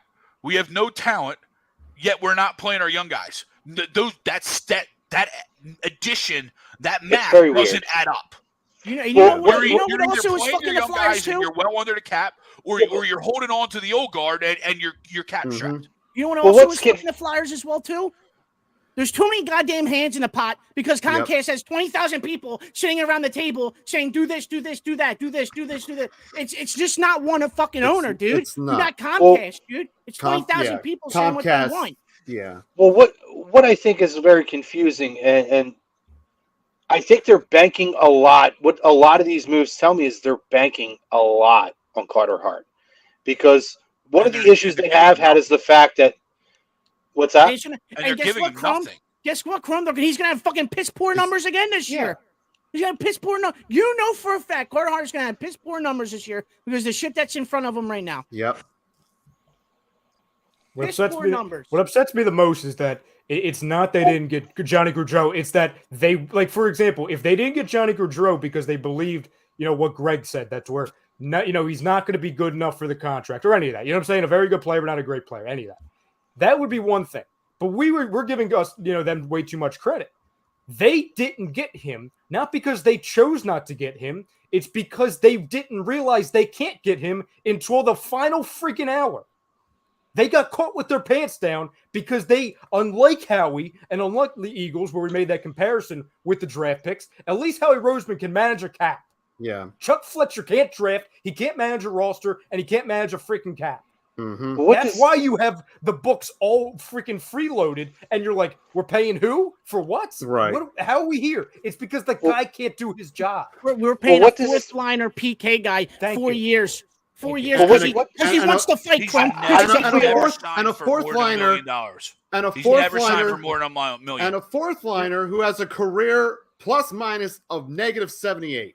Guys, physical can't. Unbelievable. He physical hits like we're going. You said we're going back to Broad Street. We just watched the whole playoffs. Ralph, you already said this, but we just watched the whole playoffs where every team in that playoff just skated up and down the ice and It's around. insane. Where was your fights in the playoffs? This team And has Where Greg, was your Greg, enforcers? me and you We sat have here- three of them now. Greg, me We and you have sat three here of them and now. We watched the need games another one. together after shows and said, yeah, Flyers are not even close. We needed another one. Well, You have I Risto think- already. Fine. Like, all right, you already have Risto. Fine. You extended the offer to McEwen. So, all right. So there's your grinder on your defender. There's your grinder on your fourth line. Why do you need another one? Because it's the Well, Flyers. I think we watched this team and we realized that they need another scorer on this team. Yes. And when we heard a retool, I think we assumed we were going to get another scorer on this team, as opposed to we went out and they're trying to beef up the defense in front of Carter Hart, and they're basically telling us that they think that Cam Atkinson, Kevin Hayes, if he's healthy, Couturier and TK are going to be enough scoring, and that to me is not enough. You need another scorer, and instead, I think that I think we all agree they needed to make additions and upgrades on the defensive side, but I feel like they're just going so heavy on the defensive side now. They're ignoring the fact that this team needs another scorer. They need somebody who's going to be able to score. And that's where I think that's where the disconnect is, Ralph. The fact that we assumed a retool meant we were going to get another score here, and we're not. You shoved it. The fact that Chuck, you fucking sat there and shoved that shit down our throats though all summer long. Retool this, retool that, retool this, retool that, and then the day to come to retool, there's no fucking tools. Yeah, Where's yeah. the fucking tools in the shed? How long It have we ain't been no saying fucking that, tools in too? the shed. I can't hammer away. So How long- what is the point? And to Crum, to your point, how many times have we sat there as fans over the course of 10 years saying, man, if the Flyers just had another goal scorer on this Thank you. team, Yeah. Yes. that's man, good. oh Yeah. man, could this team And that's go what we to Houston, assumed we were right? going to get. And then year after year, it's always sign this guy who can fight. Yeah. Another guy who's just a grinder, Yeah. third liner. Up this And Craig- guy, up over the hill, 35-year older. Yep, playing But hey, defense. kids, Oh, here's Keith Gritty. Dangle. Keith Dangle. Greg, So to you your- Keith Dangle. Iron Greg, Man. to your point, Greg, about Johnny being a one-way player, maybe so, but they need that one way on this team. Yeah, but very, not this year, very right? bad. And that's what I hated it, because he came out it just came up at the wrong time. Like, you didn't need to go spend that money right now. You didn't. You needed to figure out what you got. You need to get rid of some money, right? And then it's just unfortunate he came out this year, and that was the hot name. And of course, it's Johnny coming back home. Right? Let's bring Johnny back home. Let's bring Johnny back home. Yeah. I think a return to home though for a lot of guys too can be a benefit to them. I don't disagree. It's another level that they hit. Right. I think bringing him back as a scorer on this team would have been a much needed boost on the offensive side. And I do think they made it. The main key was they needed to get rid of JVR. whether they were just clearing space for a later date or making a move for Johnny, they needed to move JVR. And if you have to attach a pick to that, it needed to happen one way or the other. Yeah. It didn't happen. I'll just add this one thing real quick, and then I'll jump out. I mean, I can go so many different ways with this. We always talk about how we know what the owners really want, and that's ticket sales, right? Like they're not caring about the fans. They're talking about ticket sales, making money, all that. Okay, if you had that mindset, then at least do the one thing that makes sense. Like, we don't want you to be worried about ticket sales. We would like the team to be good, so we want to buy tickets. Therefore, the ticket sales would be up. That's kind of how it works. I don't know if Comcast Spectacor understands that. I don't think they have. Not. But well, this is where you miss Ed Snyder being alive. Yeah. Thank you. Yep. It's if you want to sell tickets, okay. Listen, fool us into thinking we were one or two players away and figure out how to bring home a homegrown talent, bring home a very good player, or to some people, a star player who wants to come here and is from here. At least you have a damn product, a young goalie and a homegrown guy with a bunch of pieces around them. Do I think that's good enough? No. Could you fool me for a couple months into thinking it? Hey, I'll go down Friday night to see what the team's like. Sure. But you know what I'm not going to do now? Have any thoughts about it. This team has done the impossible. And that is, I used to get, especially when I used to produce Hockey Happy Hour, I used to get in fights with the diehard Flyers fans. And I hate, like, separating the fan bases, like saying Sixers fans. They're different. It's Philly fans, but the Flyers, as we all know, and we're part of it, the Flyers fans are always that little niche thing because they go beyond ridiculous at times. Yeah. And for a majority of my lifetime, and I'm sure all of yours, it was beyond ridiculous in the positive sense, right? Yep. It was, no, they're doing the right thing. No, they're going to be great. All of that. It's gotten so bad and so incompetent where they've flipped those overly positive fans to where all they can talk about is negatives. That is when you know you have failed. Yeah. Well, the thing with the Flyers, right, they could pack a house. Even if they weren't very good, they could always pack a house because, you might not be getting new fans, but you were going to have your niche fans that you were still going to get your 15,000 every night that were going to show up. It might be the same fans in the same seats every night, but they were there. Now you're getting to the point where the patience has worn thin. At least people cared before, and we were talking about ownership, right? Well, think about this too. You don't even know who. You don't even know what the direction of ownership is. Exactly. At least when Ed Snyder was there, you knew that Ed Snyder, whether he overstepped or he didn't, his passion and his love, even when he was involved with the Sixers, everybody knew his love was the Flyers, and it was his biggest love. Hands in the pot. And it was always the right intention, Ralph. Always the right intention with Ed Snyder. We didn't always agree with the moves, but you knew he wasn't making a move just to make a move. It was because he wanted this team to succeed. And now, who's the face of ownership now? What direction does ownership take this team? Is it about making money, or is it is it about putting a quality team on the ice? And I don't know. And the scary thing is Chuck Fletcher thinks he's putting a quality team on the ice. And it's not. According to the presser today, he thinks he's going to be more competitive this year. So competitive to get the number one overall pick. 35 games. And we'll miss that one too, Frank. And even if we did get the number one overall pick, we're going to screw it up. It's Connor Bedard. Connor Bedard. Yep. I almost feel like Chuck Fletcher is that guy who, there's certain GMs, right? Pat Gillick was one of them where if you're looking to build your team, they're not the answer. If you're a team that's on the cusp and you have somebody that couldn't quite get you over the next level, he could come in for a year or two and give you a shot at winning. You may not win it, but you have a shot. But once that window closes and he has to rebuild the team, it seems very clueless because the direction is very unclear. Just think about this, right? When Chuck Fletcher was hired, right? We were like, oh my God. They did it. They went outside of the organization. They listened to us. They went outside, right? Because you had Bobby Clark as the GM. You had Ron Hextall as the GM. You had Paul Holmgren as the GM. The list goes on and on for guys that played here and were already inside of the office. And, 3 years ago when they hired Chuck Fletcher, We finally got the guy that was the outsider, right? It's Yes, that we finally Philadelphia got him. thing where we have to bring all the old guard back to run the organization because they know what the organization that was our hope, is. though, right? As Flyers fans, yes, we got the outsider. It's time to clean up the mess. Forget Paul Holmgren's fingerprints over everything. Chuck Fletcher's going to change everything, right? And he did the Kevin Hayes thing at first, and you were all saying, "Oh my God, this guy's a genius." Then he brings Ryan Ellis, and everything happened. Everything's starting to go downhill. But yet again, back to ownership. The fact I can't knock the Ellis deal. I can't because Ryan Ellis was a good player before he came was a here. good player. No, I'm He was saying already hurt when he came here, though. I'm saying That's those where I'm two gonna knock moves. I don't think anybody expected him to miss an entire year and only play Right. 3 or 4 No, I'm games. saying though. those two moves have been outside of Ryan have been good moves if Ryan Ellis was the The play, concept of the Ryan Ellis deal was Absolutely. good. Did it pan give out? you It that. did not pan out. Absolutely. It's enough. I'll give But you just that. to sit But here again, with the ownership he was already injured coming and in. having Comcast, Particularly for a having defense that Comcast was being everybody's really ear. struggling for veteran leadership and getting, a guy like Provy over the top. He needed. I think they looked at the Ellis deal as the, almost like the Pronger deal back in the day.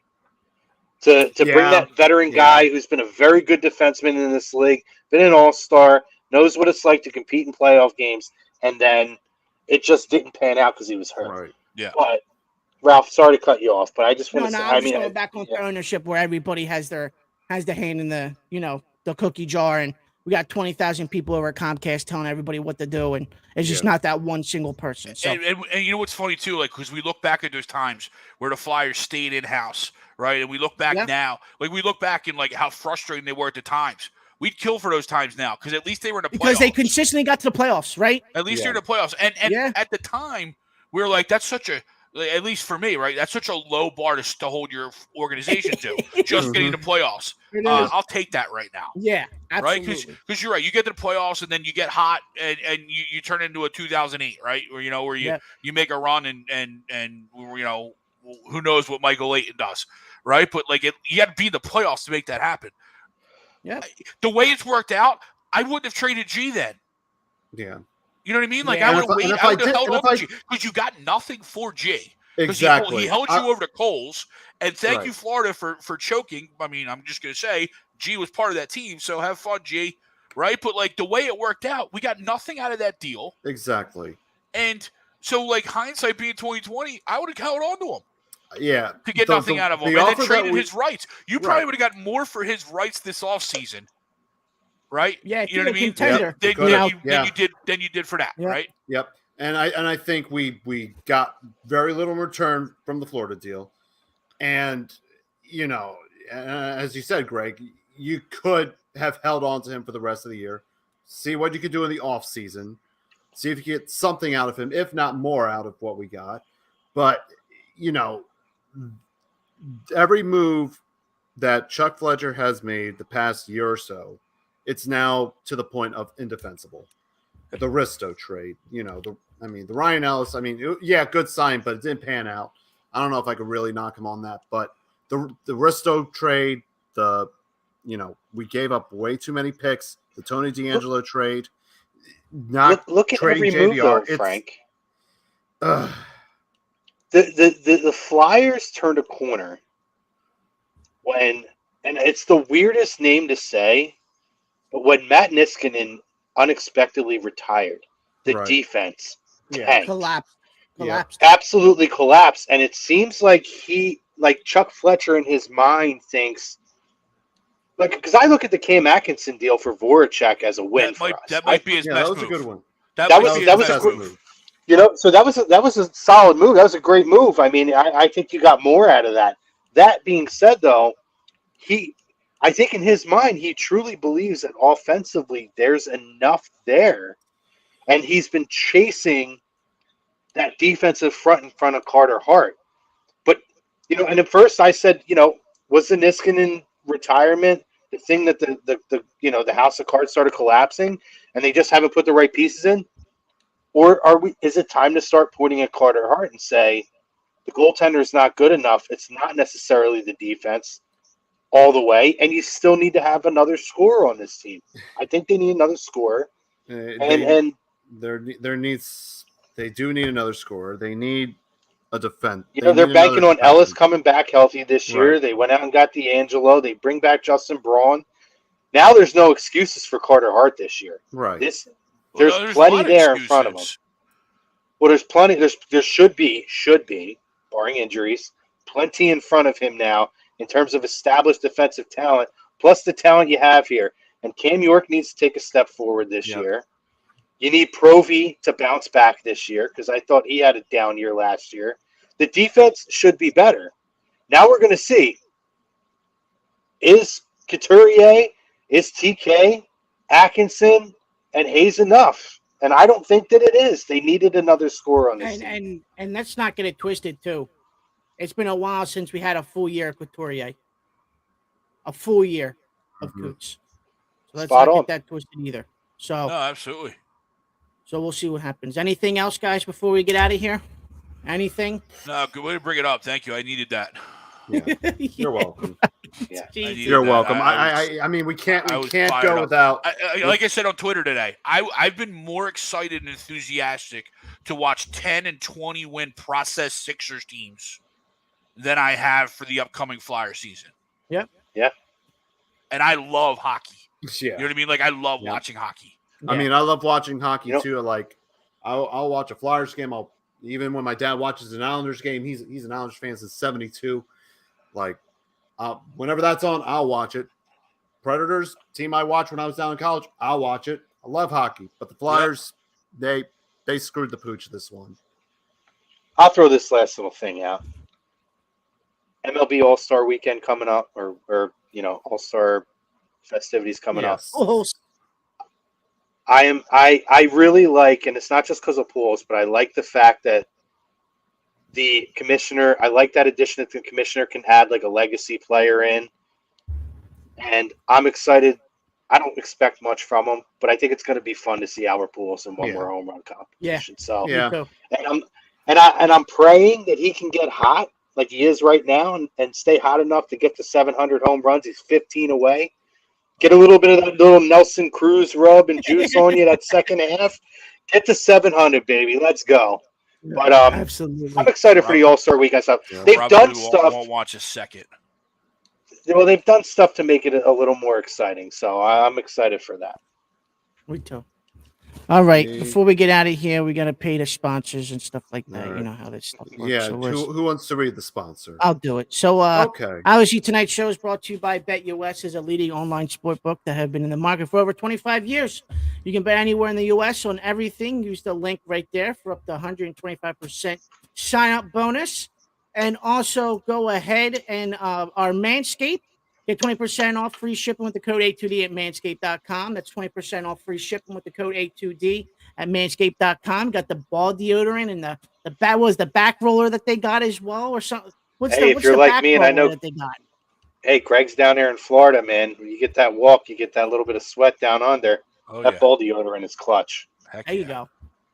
So thanks for everybody joining tonight. Another freaking Wednesday. It was awesome. Good draft.